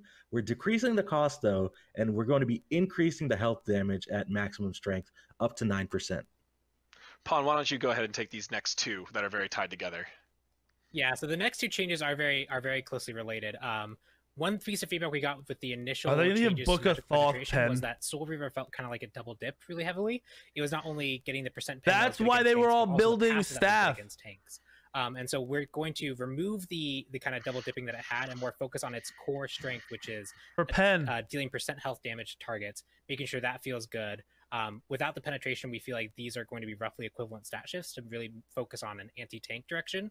And then the next one that's coming up is going to be where we add the 10% back because we want to make sure there are a breadth of options available. They put a 20% on staff? For sure. So we are adding that 10% magical penetration to Rod of Tahuti, and I will let Pawn take it away. Yeah, Rod of Tahuti is the very high power option for mages, and now it's going to be a little bit more desirable with the penetration. We talked quite a bit internally about should this one get 10% and have a nerf applied to it, what the fuck is this? We overall went with it could probably survive just the 10% penetration utility. Its passive is relatively strong. but it is very situational abuse. You're foregoing other potentially very powerful passives, like Ethereal Staff is a pretty common one that we were discussing. What you could pick up instead. So we feel like Rod Tahuti can use this penetration, and we're going to be excited to see how many players fit this very expensive item into their build. Definitely. All right, Cursed Orb up next. Going to be seeing a nerf here. We're going to be decreasing the movement speed and the stack count, but we're increasing the power per stack from 3 to 4, 15 to 16 total. So really what this does is create a bit of a shift, but we're nerfing the movement speed mostly. We made an inverse adjustment to the magical power to make it about the same as before, but the movement speed is being lost, and that's what's going to be played into the next change on Doom Orb as well. Yes, so Doom Orb, we're going to be decreasing the movement speed by 2% from 6 to 4. So Doom Orb is this Doom Orb rush is starting to be a mage meta that we're seeing a lot of. And on a new map, on a bigger map, on a wider map, we know that's going to get even more popular. So we've already been seeing it on the rise in Season 7. We wanted to make sure we gave it a little touch downward before Season 8. We were planning on doing this for Season 8 anyway, but even if we didn't see it too much in Season 7, but I'm glad we did, so people feel like the nerf makes more sense. But this is going to be, I think, still a very strong strategy on the new map, so we're going to be keeping a close eye on it. Definitely. All right, let's move on to some warrior items up next. Shifter Shield, one of my favorite items here. Going to be increasing the physical protection and increasing the protections gained while under 75% health and decreasing the cost. That's why that was built first in the kind of the reverse of what we saw with Assassins. This was an item that was kind of in the bruiser category. Way more hybrid and some protections. But we're going to shift it more towards tanks so they have access to this item. It's going to have some more upfront protections, and it's going to get a little bit extra boost in the protections you get when you're below 75% health, just to make it more kind of like interesting for the warriors who want to. And Doom Orb is dumb. It made being a mage too easy. You're faster than an assassin with speed buff. It was also stupid. Pricey for the stats it was providing. I'm going to hate the next one. Right, Frostbound Hammer, mantle or a sledge, right? Item. Going to be increasing the physical power and increasing the attack speed reduction on the item. That's why he built this on Nemesis. Hammer buff. How long has it been? This item has to be years. Bro, hunters really are going to be out of favor over the tilted years, and fighting against auto attack assassins. To not buff the slow. We know that that is the risky spot. Be but this item's stats are a little underwhelming, and we thought its counter potential could be better. So, as a possible alternative to like the Witchblade strategy to counter the fast attacking assassins or hunters, now the Frostbound Hammer is actually going to have stronger attack speed reduction, which I think is really great. It makes this item a lot more interesting, gives you a lot more different choices to make and when you want to buy it, as opposed to it just being like the default slow item. For sure. All right, we've got another one in the hammer tree here. Runeforge is going to be seeing a shift, increasing the health, but decreasing the power, but increasing the passive damage increase. Yeah, so you'll see another hammer after this as well, which is the goal of making sure all the hammers feel they're nerfing Sledge, I'm guessing, compared to what Sledge has been for the most of Season 7. Runeforge Hammer getting a shift towards being more defensive in nature, getting some bonus health, losing some power, but for the high base damage that a lot of warriors provide, increase they can 5% leverage this passive damage increase a bit damage. better. So yeah, Runeforge still seems kind of doo-doo. Will have to contend with the 10 power reduction, but warriors are burst damage meta starts. New season is always burst damage meta, always, and it goes away within 3 months. Cool. All right, and the last up in the hammer tree, the sledge, everyone's favorite item of Season 7. Going to be seeing a straight-up nerf here, decreasing the health and decreasing the protections per stack. The item with the best name in the game does have to get nerfed occasionally. The sledge is kind of the cornerstone of all of these warrior changes. We know that this item was strong, in the jungle. If you're going hybrid, concerns about warriors and warriors and solo still being good. I think it's going to be damage meta, bro. Burst damage meta, high power, high burst. Even if there's an item that's over purchased, that's okay. Then we'll go into a tank meta, a hybrid meta, like we're taking in between, and then we'll go into a tank to meta. Fix that, bringing down the sledge's power, just straight up giving it a nerf, which it needs, and then kind of redistributing that power elsewhere into the Runeforged and Frostbound and some of these other changes. All right, and last up for tank items, Shield of Regrowth. Going to be seeing a nerf to the movement speed from the passive by 10%. Fuck you, Hercules. Zoom got a little bit less zoom today, but it is this is one of those changes that we were looking at towards speed. It's a lot of movement speed. It's DRing itself almost immediately too. Oh yeah. But yeah, This item was one of those items that we were looking at, especially when we were looking at the larger map, similar to Doom Orb. We've seen a few builds really leverage this movement speed really high, but also on the new map, that movement speed is going to let you go around the map quite fast. We just wanted to take some of the edge off of that item to make sure that it was more in line with the power that movement speed as a whole is going to be kind of getting buffed in with the new map being bigger.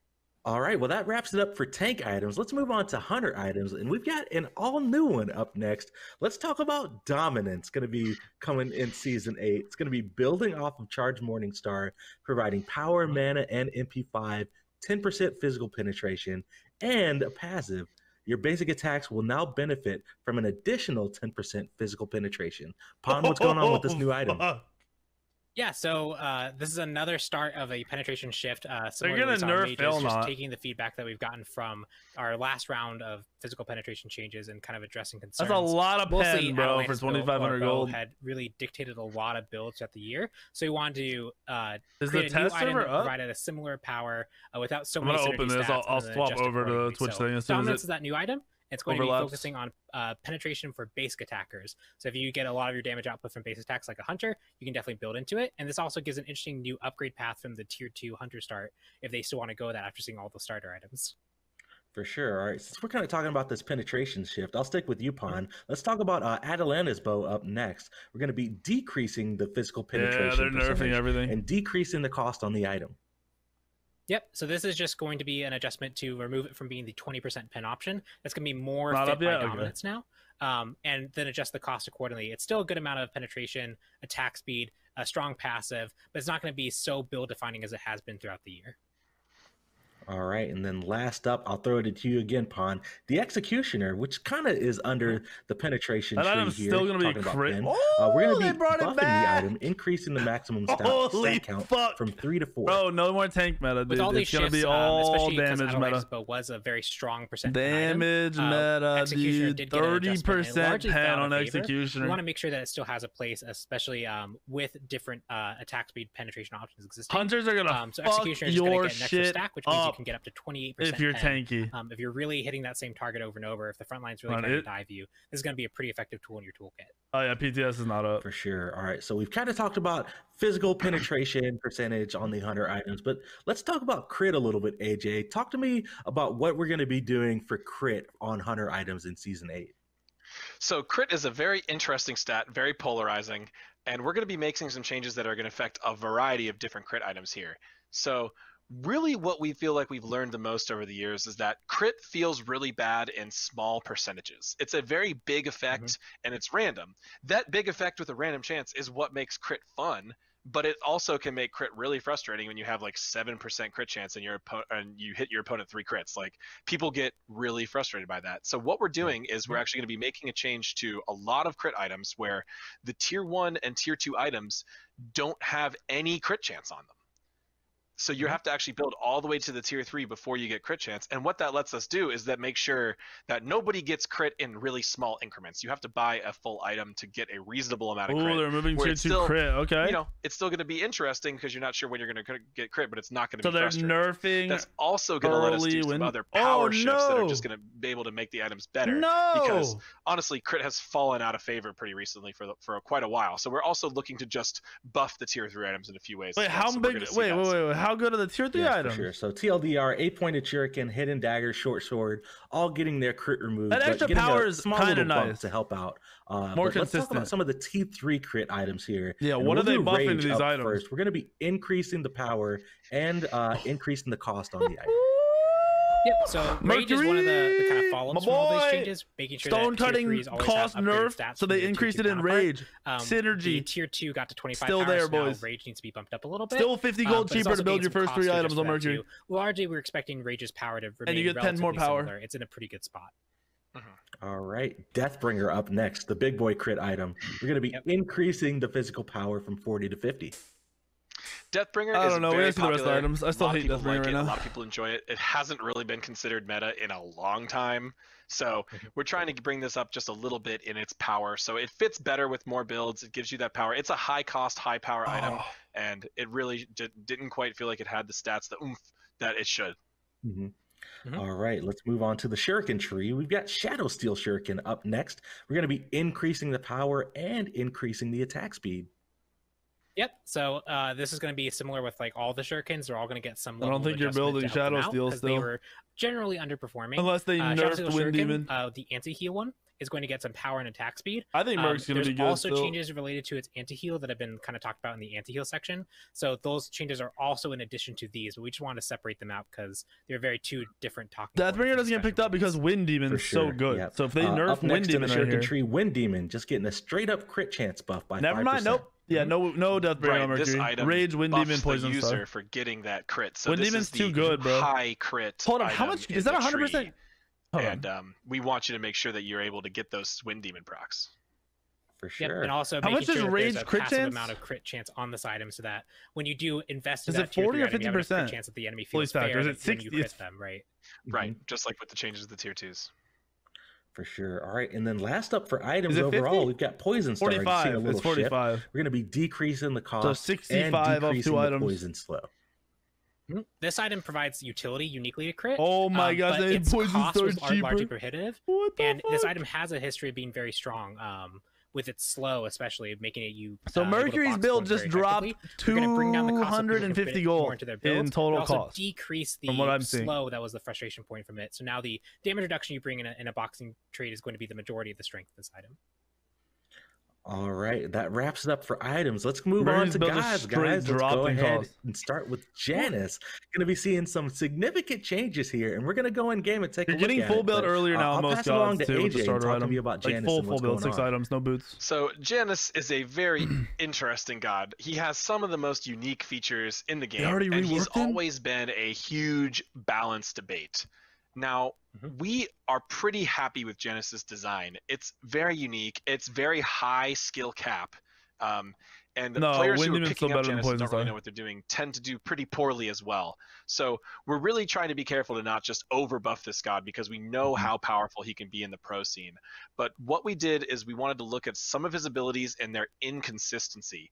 Janice has some very strange things to learn about him, and a few things that didn't really feel like they needed to exist on the kit. They don't really add to his uniqueness. So what we're doing is making a key change to Portal, where that enemies who have been CC'd by Portal and are falling will be able to be damaged, like other banishes. This is a consistency change, as well as this gives the Janice player a little bit more leniency into how easy or hard it is to hit the combo between Portal and Unstable Vortex. So making that element get a little easier and making it Janice just a better team player, because now your teammates can play better. I don't know why you guys are hyping this up.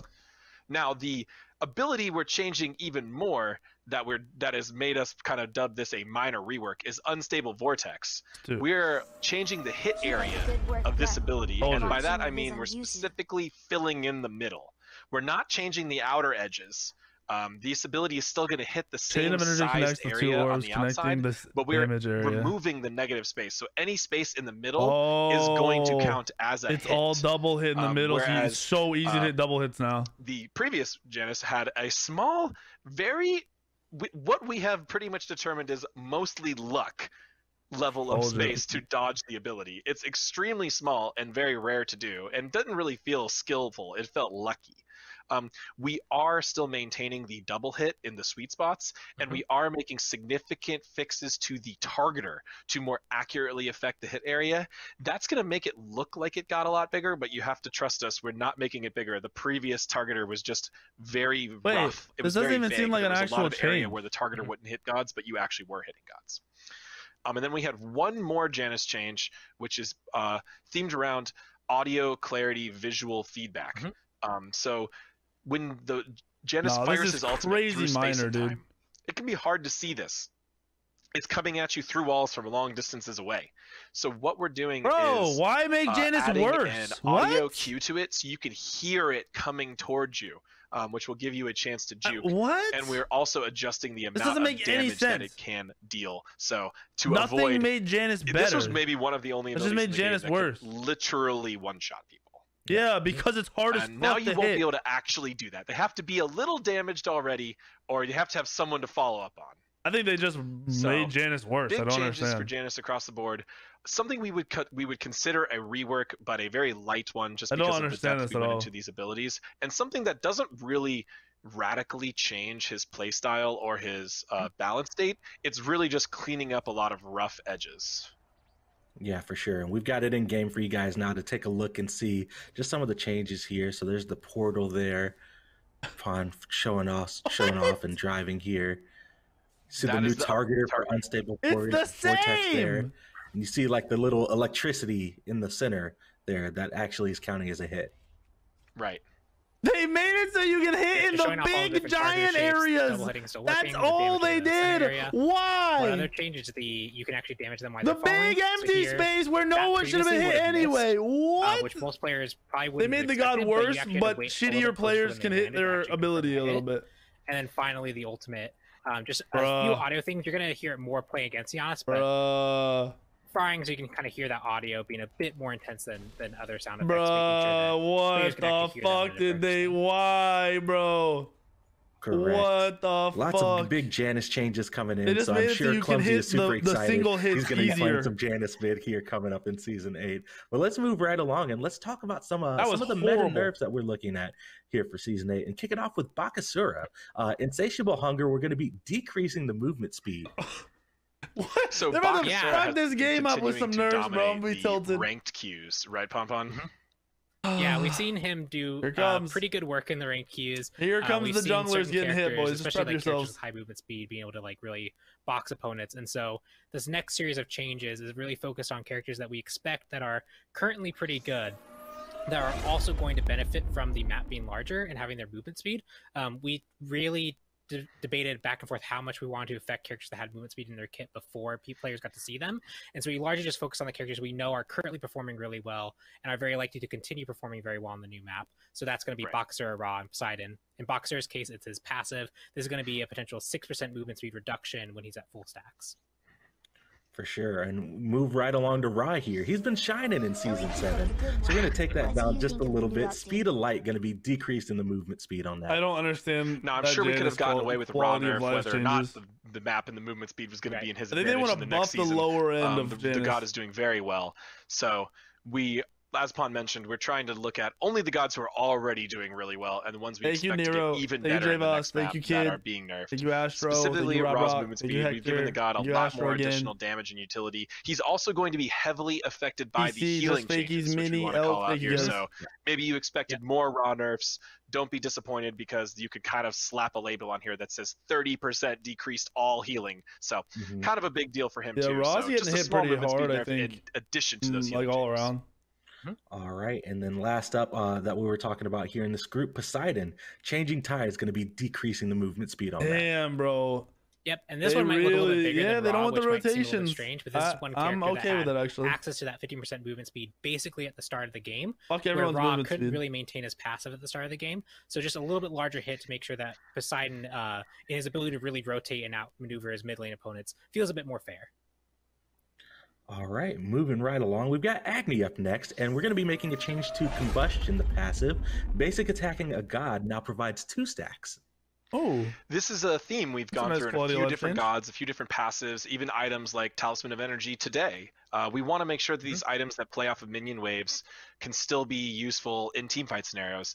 Agni had this same issue. It was very hard to stack his passive in just teamfight scenarios. So now the Agnis that mix in some basic attacks in between their abilities and are able to get some little bit of poke are going to be able to stack that combustion, get those extra dot damage, and just be more effective Agni players, which we're really excited about. Definitely, definitely. All right, next up, Chernobog, going to be seeing a buff here. Vicious Barrage, we're going to be increasing the attack speed and decreasing the mana cost. 20% more at level 1? This ability double scaled. It was 20 to 60% and also 3 seconds to 5. It probably didn't need to scale as intensely in both directions, so we're making sure that the rank 1 feels a bit that's a lot of early attack speed. Doubling the early attack speed, even if it is just for a few seconds. The same 60% that you're familiar with. And in addition, this item is often used kind of in combination with his first ability, so we want to make sure that that isn't too mana intensive. Frazier, thank you for the sub. Rare Joker, thank you for the 2 months. Next up, we've got Chiron, going to be seeing a change to Herbal Medicine. That's why now he going to provide this shit. power to allies that have been healed. Yeah, Chiron's passive is already a little bit Isn't that sleeper, like 4 seconds or something? because it's that little bit of sustain that can be really good. But he has this ability power theme, and he also has this kind of like additional team utility theme, like he can cleanse allies with a hunter.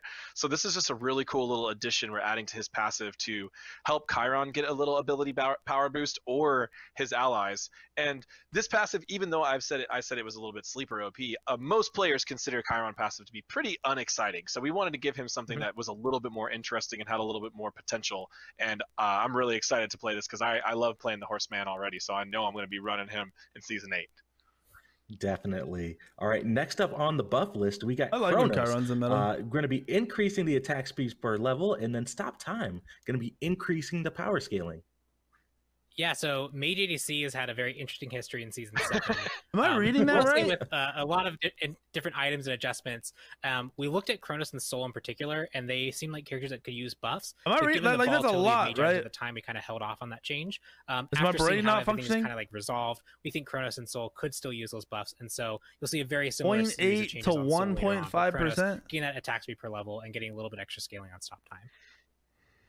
All right, next up, we got Danzaburou. The legendary Tanuki has been out on the battleground hustling folks. So a little bit of a nerf here. We got Dubious Savings up first. We're going to be decreasing the bonus power. And then Fool's Gold, we're going to be decreasing the base damage and the damage from subsequent hits. Yeah, we are absolutely thrilled with this God launch. I think he's super fun and interesting.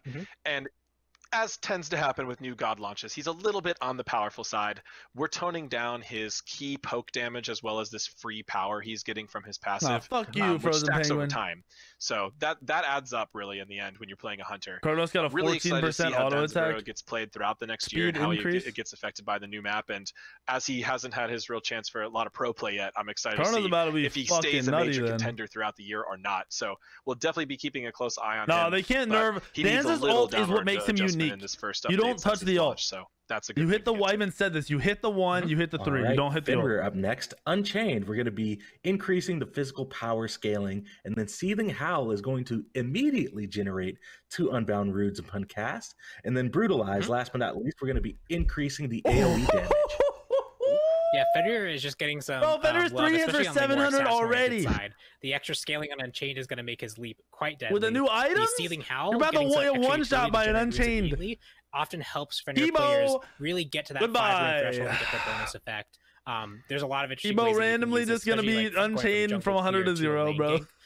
Being able to actually generate the stun is really important for him. What the fuck is as well as 2 Brutalize, getting generate extra AoE runes? damage not only help on clear, but help really make it a you ability that you want to legit cast one somebody basic attacking auto 2 auto spreading that damage out on and the whole enemy you team. fucking have full runes again. Can be quite valuable, so we want to make sure that strength is very highlighted. For sure. All right, next up, we've got Hachiman seeing a buff and a fix here. Eagle Eye, we're going to be decreasing the cooldown, and then Mounted Archery, we fixed an issue where Hachiman could fire other abilities while exiting the ultimate. Normally we list bug fixes in their own section, but this is going to have balance implications, and we also will be looking to make the same fix on Rama, which we'll get to in a little bit. This maybe should be listed as a shift because of that, because this is a potentially large nerf. Players who are especially adept at Hachiman were able to quickly dash and use other abilities out of exiting their ult, which would cause some strange animation things. It didn't look intended. It was obvious that was not our goal. So we're adding a little bit of additional post fire at the time there to make sure that he has to actually land, reset his animations, and dash, and so you can actually see what he's doing.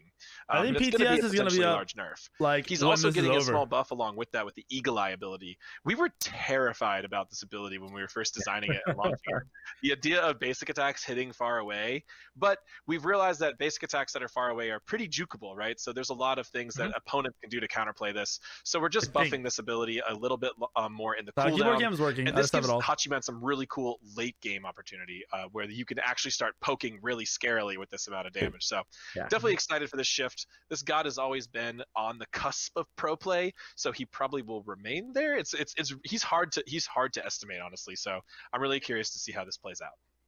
Definitely. Once again, I'm pretty sure PTS is up when this is over. A buff, Earthbreaker going to be increasing the damage on it. Yeah, so we recently adjusted his passive, which took a lot of the edge off his early game. So we wanted to give some of that back and give him some additional utility, mainly some base damage to bring back for the strength. Let's give Hercules one of the highest base damage gods in the game. To clear early on, but as you rank it up, it's going to provide more base damage that we've seen a lot of warriors. We make these types of changes, like these small base damage adjustments or small scaling adjustments. They really do a lot.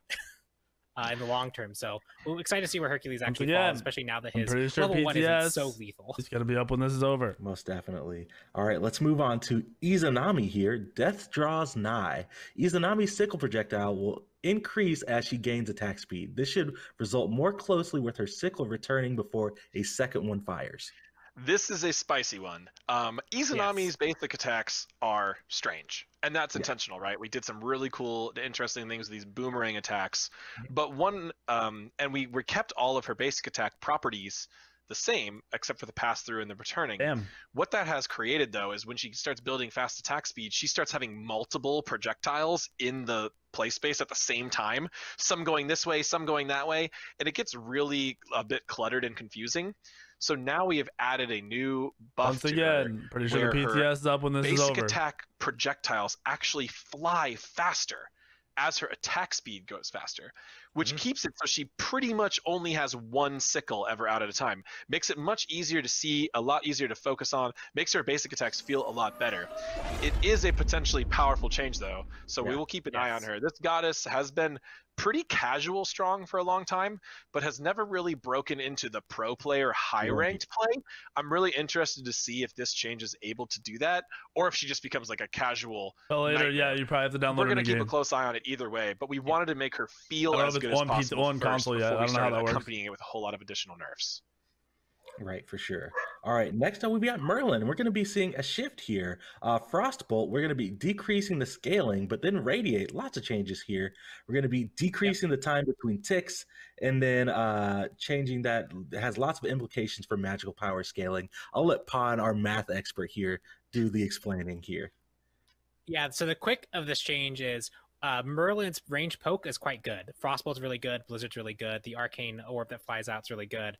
But the Radiate channel is very risky, and often it didn't really match up visually with what was going on. It's a channeled fire beam, but it only had half-second interval ticks, so you'd be hovering a fire beam on someone and they're not really getting hit, which felt strange. So we've increased the tick rate so that it actually feels a bit more responsive when you're using it, and we've done damage adjustment numbers to make it worthwhile to cast in range if you're going to put yourself at risk and be that far forward with Merlin. So ticks faster, and the math adjustment largely means that if you get the full channel off on someone, you're going to be doing more damage. If the PTS goes up when this is over, everyone who said it doesn't, definitely. You all have to sub. Right, speaking of more damage, we've got Naja up next, and he's seeing some sizable buffs here. First of all, we've got Flaming Spear, changing the heal there to be 0.75 of your maximum health per stack. Then Armillary Sash. This ability can no longer crit, already subbed, you have the tier 3 the damage on it and increasing the scaling by 50%. And then Windfire Wheels, we're going to be increasing the beads window for Windfire Wheels. And then upon landing, you're going to be gaining protection. So beads in this shit's going to be mad easy unless you have shit ping. I might need some help here explaining all this, Pon, but I'll let me take a first shot at it. There's a couple different goals all happening at once. Damn, so if you go power. First, we want to keep an eye on avoiding Naja from being a support, or too good of a support. For a long time, we could not buff Naja in very many meaningful ways because he would just go back to dominating the duo lane in a way that was frustrating. Right. So certain changes in this, like adding more power scaling and making the heal not heal. Bro, you just don't go crit Naja. Help move him towards more of an assassin direction. Naja's about to be We're also looking into some just quality of life issues. So we had a lot of basic attack animation bugs that could occur when using his self-stim, and we also had some protection just kind of for 5 seconds and difficulty building and not so fun gameplay with dealing with this ability crit. And this is something that came a lot from our pro player feedback. They just wanted a more consistent experience. I'll title it. When you're playing an assassin like him, they just want you to be able to deal Naja damage. About to be nutty. What the fuck? I hate Naja too, bro. Naja's one of my I love playing Naja. I hate playing against Naja. Then we finally rounded this one of the worst gods to play against. The ultimate is essentially we're shifting it. We're applying two different things to it. One is that we're making the beads window so that what we mean by that is the time when Naja hits a god before they're carried into the air. We're increasing that slightly. that's going to allow for players to react to it. We did already do this once, but we've still essentially been reported, especially even by pro players, that say when you get hit by this at point blank range, it's virtually humanly impossible to beads it. So we're making that more doable, but then we're also giving the Neja player a bonus for firing their ultimate. Now, Ponpon, you could probably talk a little bit more here about this final protections buff. All right, yeah, so this is when you land. So this is you can make it in live, a situation where like it immediately gets canceled up in the air. Yep, right. But the goal here is that when you actually are successful in that case, often you're just going to land and immediately die. Wait, Naja heal with 350 power is a 900 heal. Get a lot more leverage out of this protection to survive. Whereas if they ult and someone beats it, they have Sash at their disposal. They have the new power scaling stim to heal themselves up to try and survive those situations. So they have some toolkits, but when they don't really have a way to react upon landing. And support Naja players didn't I'm about to play some Naja in the first place, and they can't really leverage the protections as well as potentially an Bro, assassin. jungling is about to be fucking crazy, and Naja on other roles is about to be fucking annoying. When you build a bit more ability focused, you're going to be able to use all those parts of your kit. 30% anti-heals when you're out of combat. That you can actually be aggressive. If I'm in combat 1v1 you, I'm gonna heal for 900. If you fire Naja's ultimate and miss or anti-heal rule is an out of combat brawling rule. It's not an in combat anti-heal. Kill someone or do the whole thing. Keep in mind. To get that. Correct. Cool. Thank you. I'm not building crit on Naja. Well, then maybe right one item, but probably not. Up next, going to be seeing some buffs here as well. Percussive Storm, we're going to be decreasing the cooldown. Same thing with Raiju, and then Thundercrash. There's no heal. There's no in-combat healing nerfs, boys. On lightning and thunder damage from 20% they to 30%. buffed in-combat healing. Yep. So Raijin getting some adjustments here. Raijin's been one of those characters that there's a bit of history that kind of kept Raiju and Thundercrash having low damage and higher cooldowns, in that he used to be able to really like wombo Raijin coming back. I fucking hate when Raijin's in We did a lot of adjustments since then. So Raiju getting the decreased cooldown for help clear and more aggressive 60% scaling on Thundercrash. You feel pretty safe doing, and then finally Raiju at a massive cooldown reduction. More access more often to his primary wave clear helps him compete with other mages in the laning phase. Yeah, playing against Raijin is annoying. All right, next up we've got Rama. So this is similar to Hachiman. We got these in alphabetical order, but we could have grouped it with Hachiman. Your draw progress won't update in the mainstream, but it works here. Let's go. Fire abilities after exiting his ultimate a little bit earlier than intended. So this is essentially a pretty sizable nerf to Rama. You can't roll. This one gets used even more than Hachiman. You can't roll before you hit the ground anymore. Rama, after landing from his Rama ultimate, fucks are done really quickly. This isn't a big amount of time we're adding to this, but we just want to make sure that Rama looks like he actually lands and the character animates and then can roll and dash properly. Because right now, or before this change, you're able to dash so quickly that Rama doesn't really do his animations intentionally. So this is being slowed down. This could potentially be a big nerf, but the god has been performing very well for most of the year. So we're not too worried about it, and it is just something that we think needs to get fixed. All right, and then last up for gods, guys, we're almost through. Soul, going to be seeing a buff here. Unstable Manifestation, we're going to be increasing the attack speed, and then Stellar Burst, increasing the damage. Soul's getting all the mages are getting 30% for level 20. Mainly. And after things kind of settled, they were still underperforming. 10% scaling on 2. And so we feel pretty safe now bringing them up more into line. Boost the passive strength and boost a Stellar Burst to her primary clear. All right. Well, that is it, guys. That is Season 8 balance for 8.1. We did it. We got through it so much, but we've still got a ton more to go over, which is crazy. So you guys have been talking for a long time. We got some community news. You guys can take a break, and I'll break all this stuff down. What else is there to talk about? Voting for the 2021 Olympians Player Council is live now. I have this up. We've been bringing this program back. It's been such a huge benefit. Boys, I need everyone to go vote. Such a pleasure working with all of the Olympians. Everyone needs to go vote over the past 2 seasons. We're super excited to bring the program back again. Head over to smitegame.com/Olympians. Get in your vote. I believe voting is going to be live just for a week, so be sure to check out all the applicants there. 1 week to vote. Going to be and I need you to go down. Lots of great people on that list. We're going to vote solo me from the community. Up, the TMNT Battle Pass. It's going away in just a you guys couple better buy of weeks. That Battle Pass. So if you guys want to get radical on the battleground, play with Leonardo, Donatello, Raphael, Michelangelo. Savage Dragons from the community. And level it up. We've still got a couple of weeks to get all those big boys, amazing though. Where are my big boys? Crossover was super awesome. And I have definitely had a ton of fun playing with the turtles. Where the fuck are they? Next up, It is SWC week, but that means SWC weekend. Where is tomorrow, Razy, guys. dude? We have the vote Smite World Razy Championships. The top 8 bracket is going to play out this weekend, and we will Razy, crown where are you? a new champion, Can I... a new king team of the battleground. So be sure to tune in, watch, interact, Razy, chat. crazy we boys. got tons of drops for you guys that you can get. Oh, Chef's in here too. On Twitch, be sure to link your Hi-Rez and Twitch accounts. Chef is in here too, boys. It's going to be an amazing time. So much Smite content and esports this vote weekend. Solo Me, Chef, and Razy, crazy and a couple boys. more things. We got a lot of sales. Wait, you're not on here, right? SWC, so we got a celebrating game with a lot of sales. So you didn't gyms get it. are on sale right now. You can get the digital loot pack for 33% off. Tons of chests and a whole lot more. This and ain't you, last right? thing for SWC weekend, we're bringing back the For Fans by Fans Fan Forge contest. So if you're an artist or a content you're creator, not in here, bro. and you want to make all sorts of official I already looked supported through this Smite one. swag, There's someone else from the Share. Is this Share? Submissions are going to open Mamba? in January, and the winners of the Smite World Championship are actually going to be choosing the finalists for that. So it's going to be super exciting and a great opportunity for all of our artists and creators. Razy, crazy, Chef, Solo Me, Share, all people to be looking for. All of my community. Because if they fuck up, you guys have we give them the hands every time they come in stream. Matchmaking and ranked updates in season 8. Matchmaking.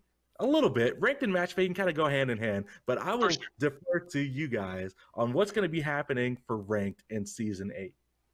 I'll kick this off, Bon, rank changes. Explain. I might play ranked again, boys. Happen. So we have been listening to our players about matchmaking as best we can. It's a very complicated situation. You can check out any online game anywhere in the world. People are always wondering about matchmaking. How can you improve it? Right? What's going wrong? What's going right?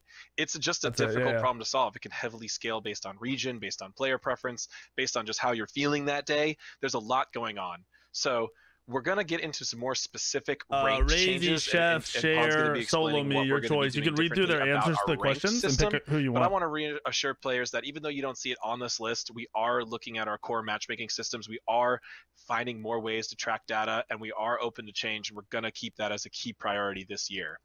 In the short term, what we can do right now is we can adjust the ranked system, the ranked progression, the MMR system, adjust those in ways that players have very clearly told us through their feedback that they would like us to implement.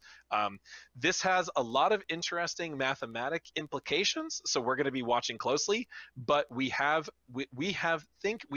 the combination of changes that our players will be the most excited about for ranked. So Pon, why don't you go ahead and tell them these changes that we have planned? I think Crazy's creative, so like I would vote him no matter what, because like what he's told me he wants to do. But then I want to read through everyone else's questions, so they could be 1500, and let's say they play their first match, someone DC's on their team. They play their second match, and their jungler really carries that game. Well, they've won 2 games, and now their MMR has really spiked, potentially like 1900. But we really haven't verified that they are potentially at that level.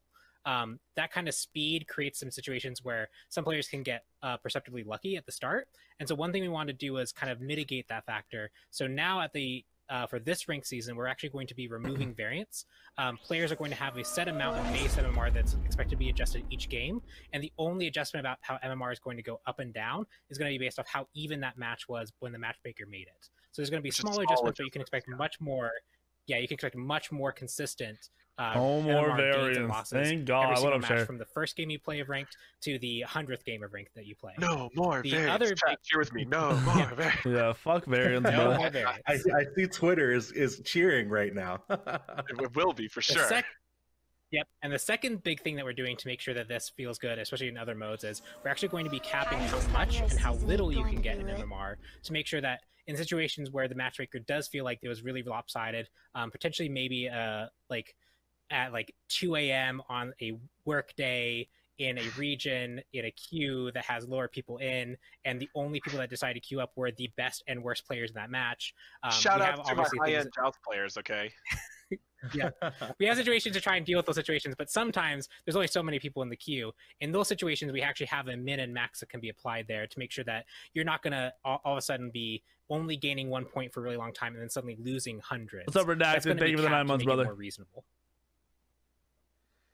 So that's like the big matchmaking 5 changes. stacks aren't allowed because you can't balance the game around 5 stacks. There aren't enough people playing ranked conquest. Yep, which will help a lot with a lot of the major. It's impossible. They tried 3 stacks and the game was at its worst state in ranked. It ever was. MMR, the way that we're going to be doing that this season is we're actually going to hard reset everyone.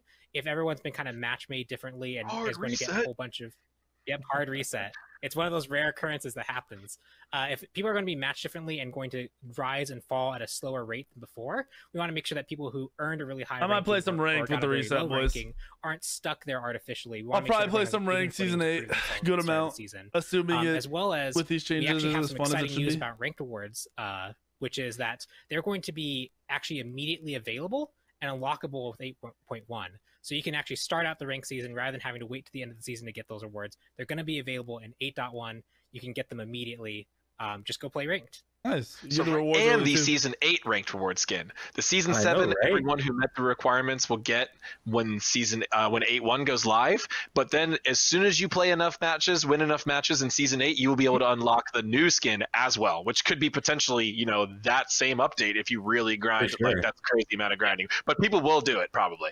Oh, most definitely. Yeah. So let's go ahead and start talking about these ranked rewards. So like you said, let's do the season 7 ranked reward. So everything that you've been playing towards this past year, it is going to be Midgardian Macaque. I hope I pronounced that right. Stacking doesn't matter. There aren't enough people playing ranked awesome. I got to give a shout out to my guy, Raging Cajun from the community for need more people providing the concept for this one. This card is awesome. Thank you, Ozano. I love the style you see here. It's really cool. Thank you, dude. Yeah, I know. AJ, you're a big fan of the Pantheon Shift skins, and this is kind of taking him back from the Mayan realm and making him a Norse warrior, which is awesome. And this is also so Raging Cajun, a community artist, did this skin, and we contracted the art from him. But I believe he also was heavily advised by Duke Sloth on the creation of this skin because he was trying to get some feedback. Awesome. You gotta love the collabs here. This was awesome, and the model turns out really awesome. I love kind of like the white fur and the hammer. Yeah, the runes are sick too. This one turned out great. I like the colors. I'm definitely looking forward to that. I gotta make sure I got my ranked wins going on. Let's go ahead and take a listen to the voice pack for this one. They should have made him black. And a battle approaches. Today, I will show all what honor means. Oh, I love that. That one turned out super awesome. That is your Season 7 ranked reward, Midgardian Macaque Hunbat. But let's talk about the Season 8 ranked reward. And this one has been, floating around in the community for a long time. We've seen hundreds and hundreds of suggestions for this one. This is going to be Crash Test Yanis, and this one is so awesome. The card art is great. I just love that. Oh my gosh! Shout out to Racer. That's hilarious. You got Apollo in the background. You're right. It was a darker skin with white on the outside. Yeah, this is awesome. I love like the portal kind of shatter effect with in the card art as well. This one turned out super sick, and I can't wait to see the model in game here as we'll have a turnaround in just a second to give you guys an idea. Oh, this one is so good. And he's wearing a helmet, so his faces can change, and his head rotates out from a different types of silly mannequin faces, which is hilarious. Oh, that's amazing. Does his face change here? Super awesome. Your Season 8 ranked reward. Let's go ahead and listen to the voice pack for Crash Test Yanis. Combat against godlike beings is not part of my design specifications. I will try to do my best. That's all we ask of you. I know, right? He just knows. Well, that's all we can ask of you is to do your best. Just like you guys, grinding out those rank queues in Season 8. Always do your best. All right, and then we've got the Season 7 commendation reward that we want to show off to you guys. So if you guys have been awesome and super positive figures in Smite and you haven't gotten any account level suspicions or bans, you'll be able to unlock Pure Heart Ganesh when 8.1 goes live for free. And I love these. I love how we always make them so clean and white. And Pon, what do you think of this one? This one looks great. Oh, this one's so cute. Like, look at the chicks. That's awesome. I love these color schemes. Like, they're really cool on these characters.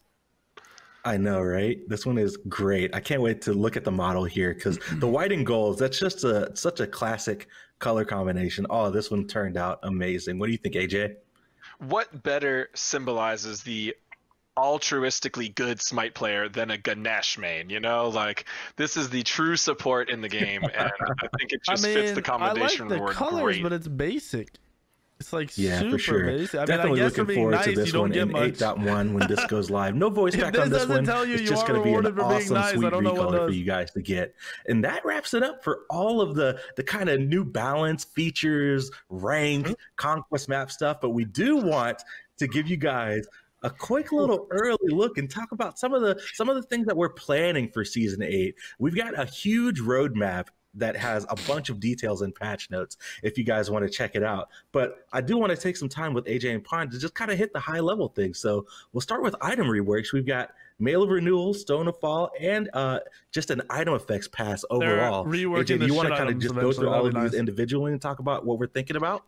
Yeah, so that was the 8.1 update notes we just did, but the rest of season 8 has a lot still coming. So these are the things you're gonna see in future season 8 updates.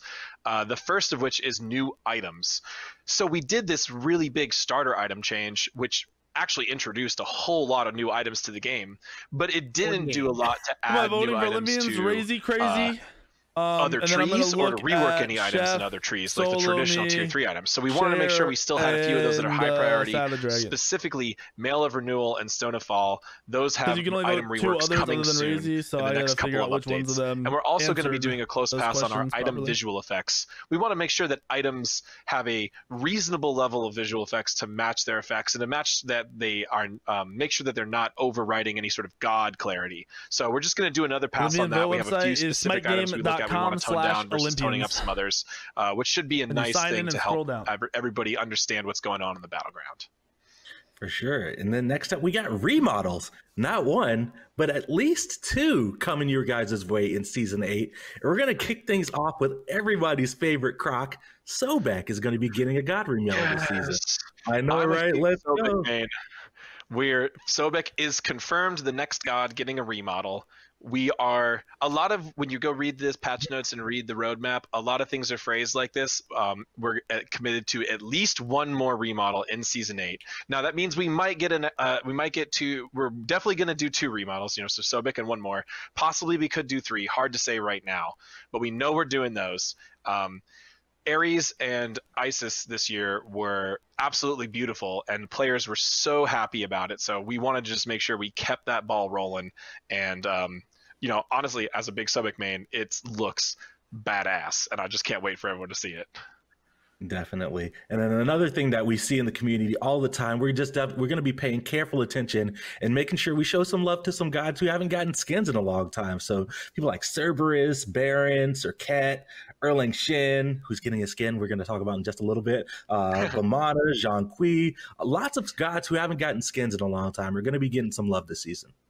Yeah, so you can check out the patch notes. I put the very specifically who's getting a skin and who hasn't gotten a skin that is getting one, and I listed as many as I possibly could, and I tried to be as clear as possible about which ones we are already working on, or already making progress on, or already definitely happening, versus ones that we're still discussing. But we're really working hard to make sure that most of those gods that didn't get skin last year are going to get it for sure this year. Most definitely. All right, let's move on to events and modes. So Conquest got an awesome new, amazing, beautiful new map in 8.1, but we are also committed to at least 1 more map update this season, right, AJ? So not just the Conquest update, map. Not just the new map of Conquest, not just the new living Conquest plan with more Conquest updates throughout the year, but we are also already working on 1 other non-Conquest map update. I can't get into too much specifics on what size or scope that map changes, but just know that we are working on some of those non-Conquest maps as well, and you can expect to see those throughout the year. Most definitely. So much going on in season 8, and one thing that you guys have been asking for a long time now, the return of clans coming back in season 8. Now we're going to do this in kind of 2 phases here, AJ. So talk to me about clans and what's going to happen with them. Please make them useful. Clans are, a tricky system for us. That's why we had all the issues this year. We had a lot of core architecture that we wanted to change with clans. We had to bring them down entirely. We want to bring them back, but we're going to bring them back in 2 phases. The first one is essentially going to be the essential functions only. We're really having to pretty much build these back from scratch because we had some core issues that we had to fix, and that was the only way to do them. So you're going to see clans return in early season 8. well, not necessarily too early, sometime in between now and mid-season, where clans will return and you'll have the basic functionality to be able to create clans, talk to your clanmates, have a clan tag, etc. But then we are planning for further in the future, for late in season 8 or even early of season 9, where we want to make sure that clans has new UI, new features, and a new reward system. People want to be rewarded for playing with their friends, and they want to be rewarded for playing with a group of people at a consistent level, right? So that's something we're looking into doing further down the road. All right, and then last up for the Season 8 roadmap, we've got a lot of UI updates planned. So we're going to be looking at things like the esports and live streams HUD, the purchasing experience in the store, the in-match experience, things like the item shop and the in-game HUD, which I know people have been asking for a long time, ranked UI, and plus many just smaller miscellaneous, just quality of life updates. We're always looking for ways to improve the UI. Tons and tons going on here. Right. The esports and live stream viewer store updates are all going to definitely happen in 8.2. We also have some updates to the purchasing experience. That's coming soon, shortly after. Our biggest priority for our bigger item throughout the whole year is the in-game HUD and item shop update. Don't have a specific timing on that yet, but that is going to be the main UI, almost like overhaul level change that we're doing for the year. That is our top priority, and that's what we're going to be looking at I think UI updates for are the mid-season, so maybe towards the later half of the year, as well as just a whole lot of smaller things. The Olympians are always suggesting quality of life features to us to adjust, add little things to different systems throughout the game, and we're going to try to commit to a consistent level of shipping those. If you go back and look at the patch notes for the last few updates at the end of Season 7, you'll see that we have a few of these items on every update, and we want to maintain that even around some of these bigger changes. We want to continue to maintain constantly improving with smaller updates. And Isaiah, there is one more thing on this roadmap that I wanted to talk about that maybe is not on your notes, but most definitely people take it away. deserve to know about God reworks. God reworks. For sure. Yeah.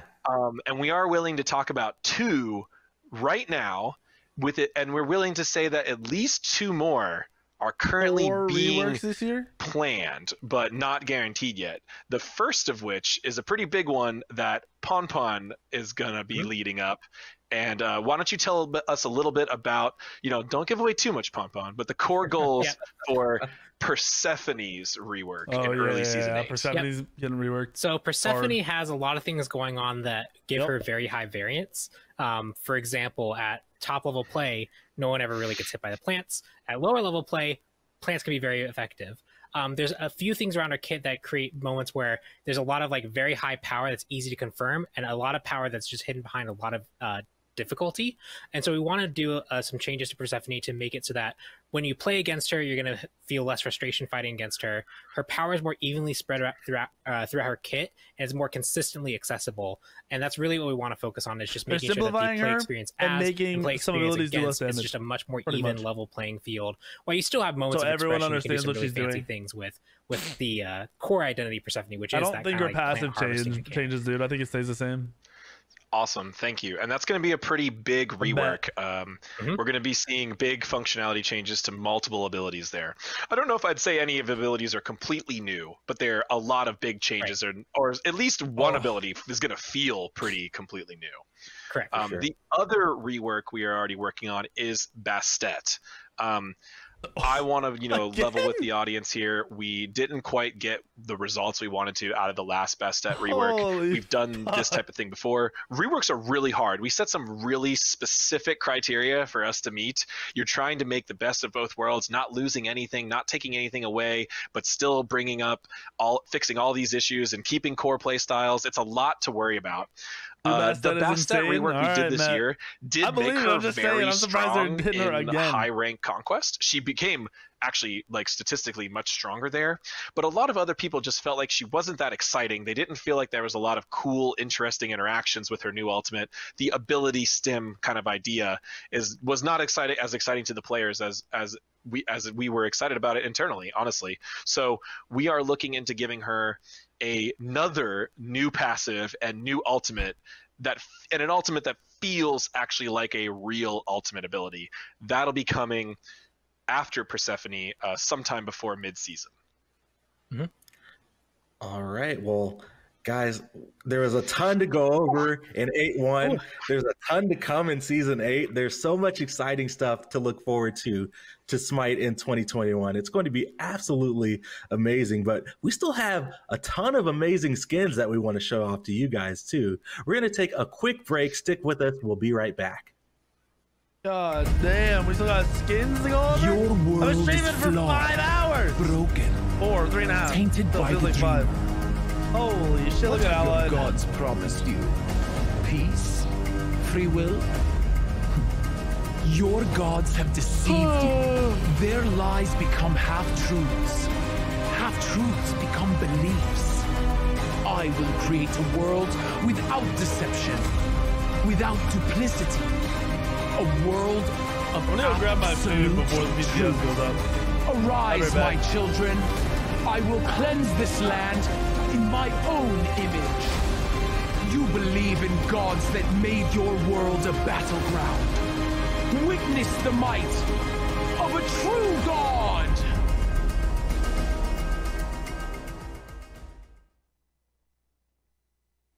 Welcome back, everybody, to the Season 8 update show. We just went over a ton and a ton and a ton of balance, features, ranked rewards, all sorts of good stuff coming you guys' way in 8-1. But we also have a whole lot of awesome new skins and a new battle pass to show you guys. So I still got Pon with me, but to help me kind of bring things home, I've got the one and only Titan Tina here to go over things. Tina, how you doing today? Awesome. Thank you for asking. Great. You guys ready to get into it? We got lots of awesome skins to go over. All right, let's do it. Let's kick it off with our brand new battle pass coming in 8-1, the most wanted battle pass. And this one is awesome. I was taking a look at the theme, and this is just a bunch of badass chicks robbing some people, and it's super dope. So we're going to start it off with Bunny Bomber Aphrodite going to be in the battle pass this time around. Tina, what do you think of this one? She is ready for the heist. Yeah, she's really cool. So her like bombs, you'll see, they're like bunny shaped, which is like the coolest part about it. Yeah, and her personality is pretty funny too. She's pretty cute. I'm very excited. This one is definitely sick. And there we go. Taking a look at the model here. I'm loving her style and the colors. And when you think of robbery and heist, you think of like the blacks and grays. I really like how the art team took kind of a more vibrant approach. And we've got some pinks and blues, and it's a lot brighter. And it looks like they're just having a lot of fun, just robbing people and stealing folks. So let's go ahead and take a listen to the voice pack for Bunny Bomber Aphrodite. I usually fly solo, but I'm excited to team up and kick some butt again.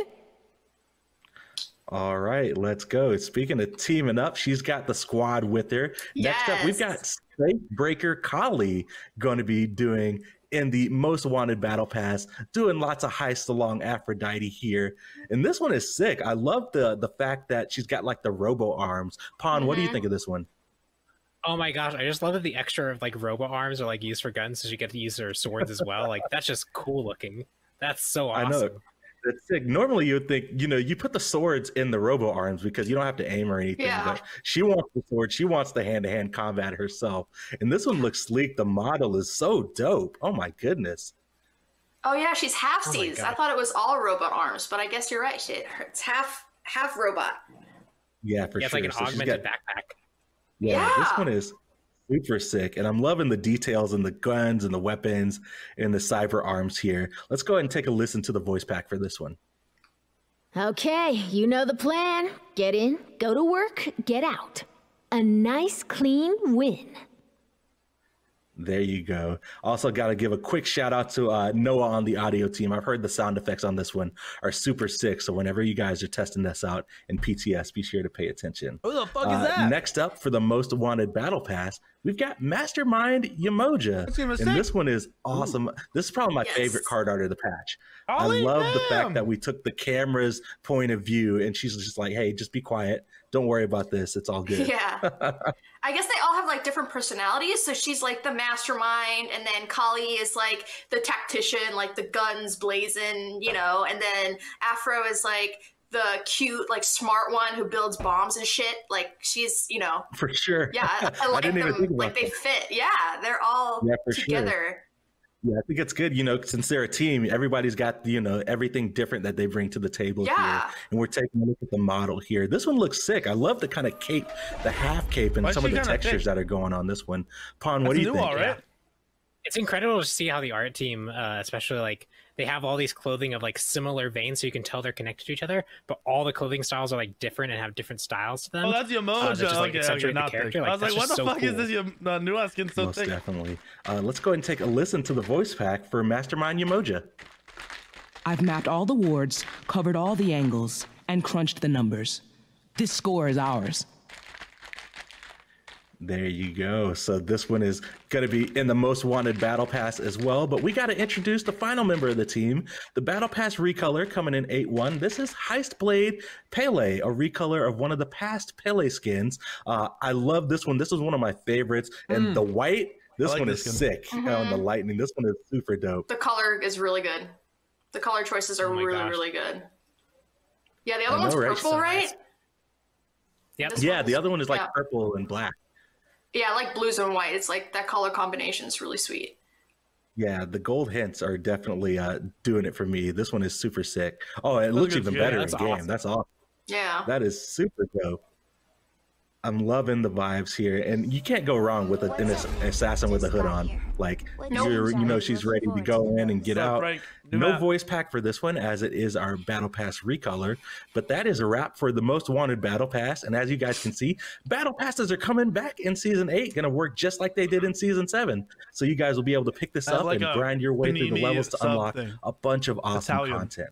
But we've got a new Babylonian-themed Conquest map, which means we got to have a new badass Babylonian-themed event to go along with it, right? We've got the Dawn of Babylon event coming in 8-1. Tina, you want to give me just a quick TLDR of what's going on in this event?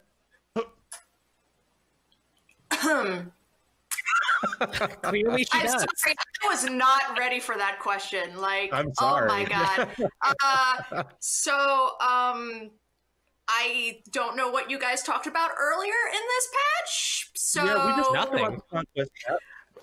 I can give you the TLDR. I know we've got 4 bundles available, and they're going to be available. And if you get 2 bundles, you get an Erlang Shin skin. And if you get 4, you get a new one skin. Okay. Yeah, let's do it. Okay, so it's she didn't know what she could and couldn't talk about. Don't fire me. I can say that, right? Okay, yay, Tiamat! Yay! Let's go. Let's go. Okay, they've seen the full cinematic at this point. Right? Okay. Don't cut me out. I'm sorry. Was not prepared. So it's a great event, Dawn of Babylon. You buy bundles, and if you buy the first 2 bundles, you get the cool Regal Warrior Erlang Shen skin, and if you buy all 4 bundles, you get the this cool Nuwa skin that's like battleships and shit. It's great. She's got like guns blazing and ship stuff around her waist, and it's just cool and nautical. Nautical. How did I do? We're going to take a look at that and I think you did amazing, Tina, as always. So let's go ahead and look at some of the skins that are coming in the Dawn of Babylon event. First up, we've got Experimental Baba Yaga. This one is super awesome. She's just a crazy scientist. Look at those goggles. Oh my God, look at those teeth. Look at that potato. Oh my God, that spud. Oh my goodness! The more I look at this card art, the more that I see I didn't even realize she's got a mechanical arm. Like her right arm is just completely mechanical. It's crazy, and I'm loving the purple essence. You can tell that she's channeling something, and I guess that's the house in the background. Yeah, it's definitely the house in the back has the face and the eyes and everything. Oh my goodness! The potato awesome. Is what I think is giving energy to her brain. Yes, that's probably what it is. She is so we'll be potato able to go and run. Potato. Oh my gosh, that's so good. Oh, her eyes they look like they're popping out of her skull. That's ridiculous. Yeah, it's so good. And I love someone has to cosplay this, dude. Yeah. If someone cosplays this, oh my God, it's so good. Oh my goodness, it's so sick. This one turned out amazing. Let's go ahead and take a listen to the voice pack for Experimental Baba Yaga. I'm sorry I'm saying this, but I really love how saggy her boobs are. Like, I love that about Baba Yaga because it's so true, like old women don't have perky boobs. Like, you know what I'm saying? Anyway, continue.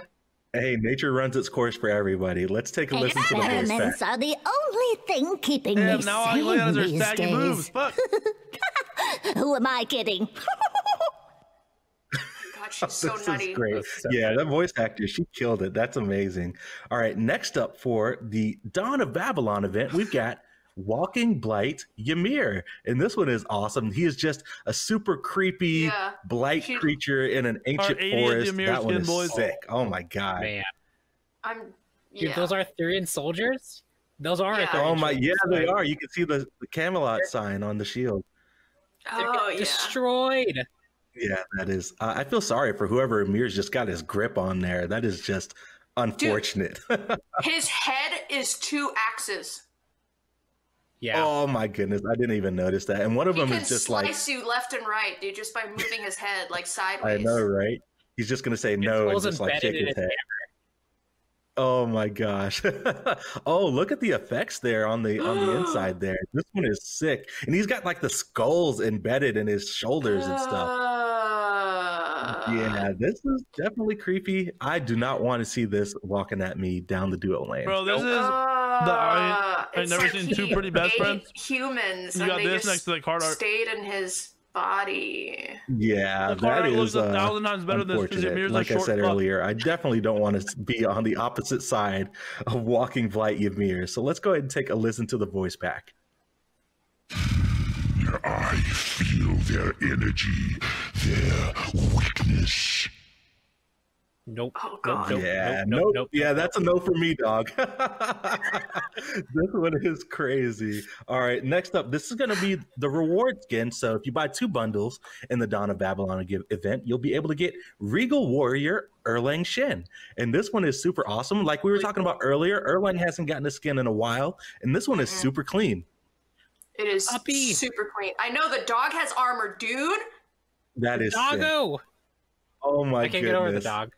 Yeah, it's the dog for me. I'm loving just the setting here too. Oh, wow. The armor looks so sick. Yeah, it looks really good. Why does that look like a? Oh, look at the that little looks doggy. incredible. Like a master's. Oh my goodness, this one turned out. S+ on this one. This one turned out amazing. Super sick bright here. The colors are. Clean. Yeah, I know bright. it's awesome. I love the contrast with the white and the gold. Good job, everybody. Most definitely. Yeah, most definitely. Let's go ahead and take a listen to the voice pack for this one. I see our destiny laid out before us. Today, we will triumph. There we go. That is Regal Warrior Erlang Skin. He came with a new voice pack. Good to know. See, the more you know. I know. This one's awesome. All right, let's go ahead and look at the final reward for Dawn of Babylon event. So like all of our events that we've been doing in the past, you'll be able to buy all. And if you do, you'll unlock the final reward when the event starts. And the final reward of this event is Battleship Heaven Nuwa. And like Tina was saying earlier, just super nautical. And I am loving the hat. She's got the swag. This one is sick. Yeah. Look at those I remember seeing blazing. Like I said. Sorry. I remember seeing the concept for this. I'm like, oh my gosh, we're really doing this, and it's like this is just so cool. You never expect a battleship armor, like armament around you. Yeah, this is like straight up out of an anime or something. It's dope. We should make a tier 5 where women just transform into the boat. Like she just becomes the boat. You know, like how cool would that be? Oh my goodness. She's just the final boss. So we're going to go in game and take a look at all of this awesome stuff. But before we do, let's take a listen to the voice pack. Prepare for battle. There we go. She is prepared for battle. Yeah. Pon, our loyal driver, is prepared as well. And we're going to take a look at some of these awesome new effects. So show us off what we got here. Oh, I'm loving the water. Are those fish? Wait, what's going on? Oh no, she it's does her. some like boats with anchor. Holy shit! Oh my goodness! Boatmen. That's too cool. Wait, I want to see them more. I want to see them more clearly. Actually, do they have boat faces? Oh no, they're turrets. Oh yeah, they're turrets. Oh, that is sick. I love like the little missiles. It's kind of like the 5 crystals. Oh, that's so cool. That's too good. Yeah. Oh my goodness. I just love like the battleship armament that's just constantly floating around here too. That one looks sick. Yeah. The autos are good. What the fuck? All right, and then I've got a note from the animation team, an all-new ultimate animation for this one. Oh my gosh. Oh, that is sick! Shit. Oh my gosh! That is that is awesome. That is At first so I thought dope. your action was actually going to turn into a ship. And then this is she cooler. just fires the flute and just rains down the missiles. That is so dope. That's awesome. Oh my goodness, that's my new favorite new skin. That is sick. Definitely a worthy reward that's a badass skin. The Dawn of Babylon event. And that salute. I know, right? It's sick. Definitely looking forward to this when it comes out next patch. It's like a salute to your death. I know, right? Got him. Got him. Well, that is Battleship Heaven Noir, the final reward in Dawn of Babylon event. Like I said earlier, if you get all 4 bundles in the event, you unlock that skin for free. Let's move along, and we're getting close to the season of love, guys. We've got the Valentine's chest coming up next. That's right. And we've got the first skin showing up here. Midnight Glamour Neath. And first of all, this card art is just absolutely gorgeous. Whoa. But you guys might recognize a familiar meme in the background if you pay attention and take a close look. Too good. I get it. That's pretty good. Get it. Nice. That's a good meme. Dude. The distracted boyfriend and the girlfriend like, hey, what are you looking at? But Neath is definitely does some cool shit, feeling even like if it is Fergie, cringy at glamorous times. Cool. in this one. Hell yeah. Definitely looking forward to seeing how this dress turns out in game. Take a look at the model. There we go. Dude, she looks so good. This one is sick. I love the bow too. I love her face. Yeah, that bow's awesome. Yeah, this one turned out awesome. I just love the sleek, just evening wear nightgown dress. This one is super sick. Looking forward to this one in the Valentine's chest. Let's go ahead and take a listen side to this boob. back. Oh my god. Oh man, I love it so much, dude. So good. I'll play this skin forever. Let's take a listen to the voice pack for Midnight Glamour Neath. Neath, the Weaver of Love, has arrived. Who's ready for some matchmaking? God, she's thirsty. Oh! Yeah. Tina is definitely ready for some matchmaking. I didn't even write this voice pack. Yeah. I wrote that one. Oh shit! Yeah. Nice. Poor Pon's so hyped So about we that. got Like, shit. how can I Look write at thirsty Pon. Google? He's so How Yeah, I to know, write right? thirsty quotes. How to Oh, write man. Definitely one of the more interesting ones to write. Yeah, I know, right? Luckily, you're not on Bro, your he work was computer. so You're at home. So fucking you don't have to happy to worry say about that. those Google searches. We've got next up, Princess Sleepyhead Kumbhakarna, which is going to be hilarious. Oh my Oh goodness. my The God, Kumbha has dude. just turned out to be just a We broke the sleepyhead. internet. We did. We Look at broke the the bird. internet. What bird? Oh, look Where? at the little bird. With the little Oh, flower. In the bottom right. foreground there. Just the little teeny flower. I'm loving this card art here. Aw. Look at the knight. The knight just come up. He's like, "Oh, I did not expect this princess to look like this." Oh my Yeah. goodness. Well, let's go ahead and we'll go in game and show the turnaround in the model here in a second. But I'm sure it looks just as fantastic as this card. Oh my Holy- gosh! I believe this Oh is my the gosh. VXG. This skin has a This VXG. is the VXG? Yes. Dude, does she sleep on it? Like, does she It's- lie down on it? Yeah. The staff is a pillow, like a bed. Oh my gosh. Oh my That gosh. is so good. I love how the ponytail just goes into the handlebar mustache and you just see the Wait, what? tusks underneath. Oh my goodness. This is hilarious.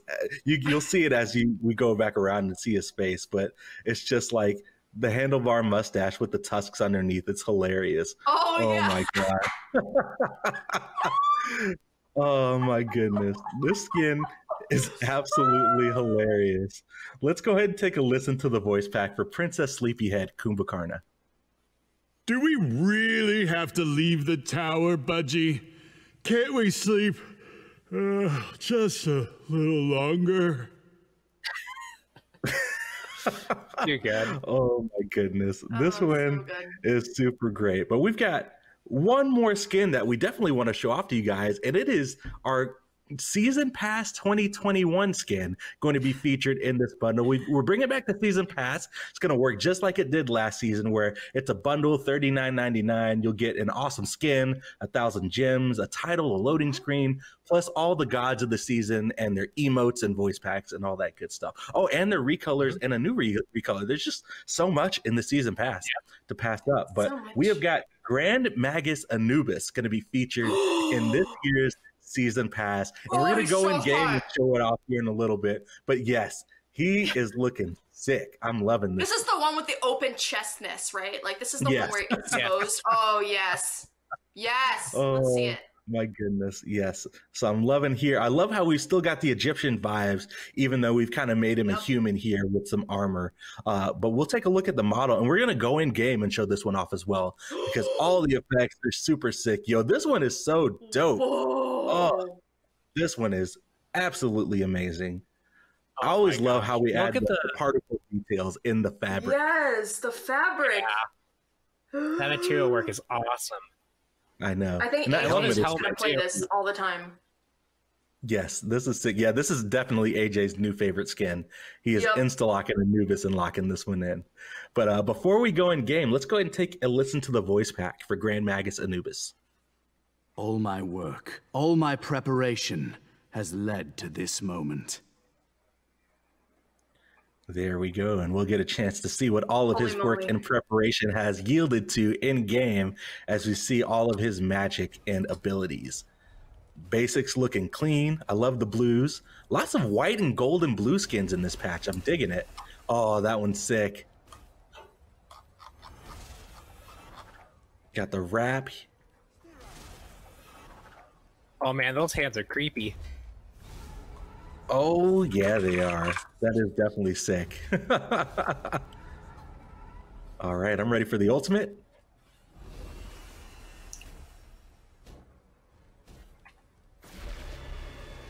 Nice. That energy around it is really cool looking. I know, that's sick. I love that, like the little auras and like the signs in the aura on the ground there. It looks sick. And I'm loving the particle effect. Yeah. Oh, yes. New recall animation for this skin. And I believe this skin actually has new victory and defeat screen animations as well. What? Ooh, I like the colors. That's so good. Ooh, yeah, those colors are beautiful. That's a better color combo. This one turned out absolutely amazing. I'm definitely picking up my Season Pass 2021 to get this one in. But guys, that is a wrap. Those are all the skins that we have to talk about today. Like I said earlier, tons and tons of stuff in Season 8 to look forward to. It's been a long show, guys. Thanks so much for hanging in there and sticking with us.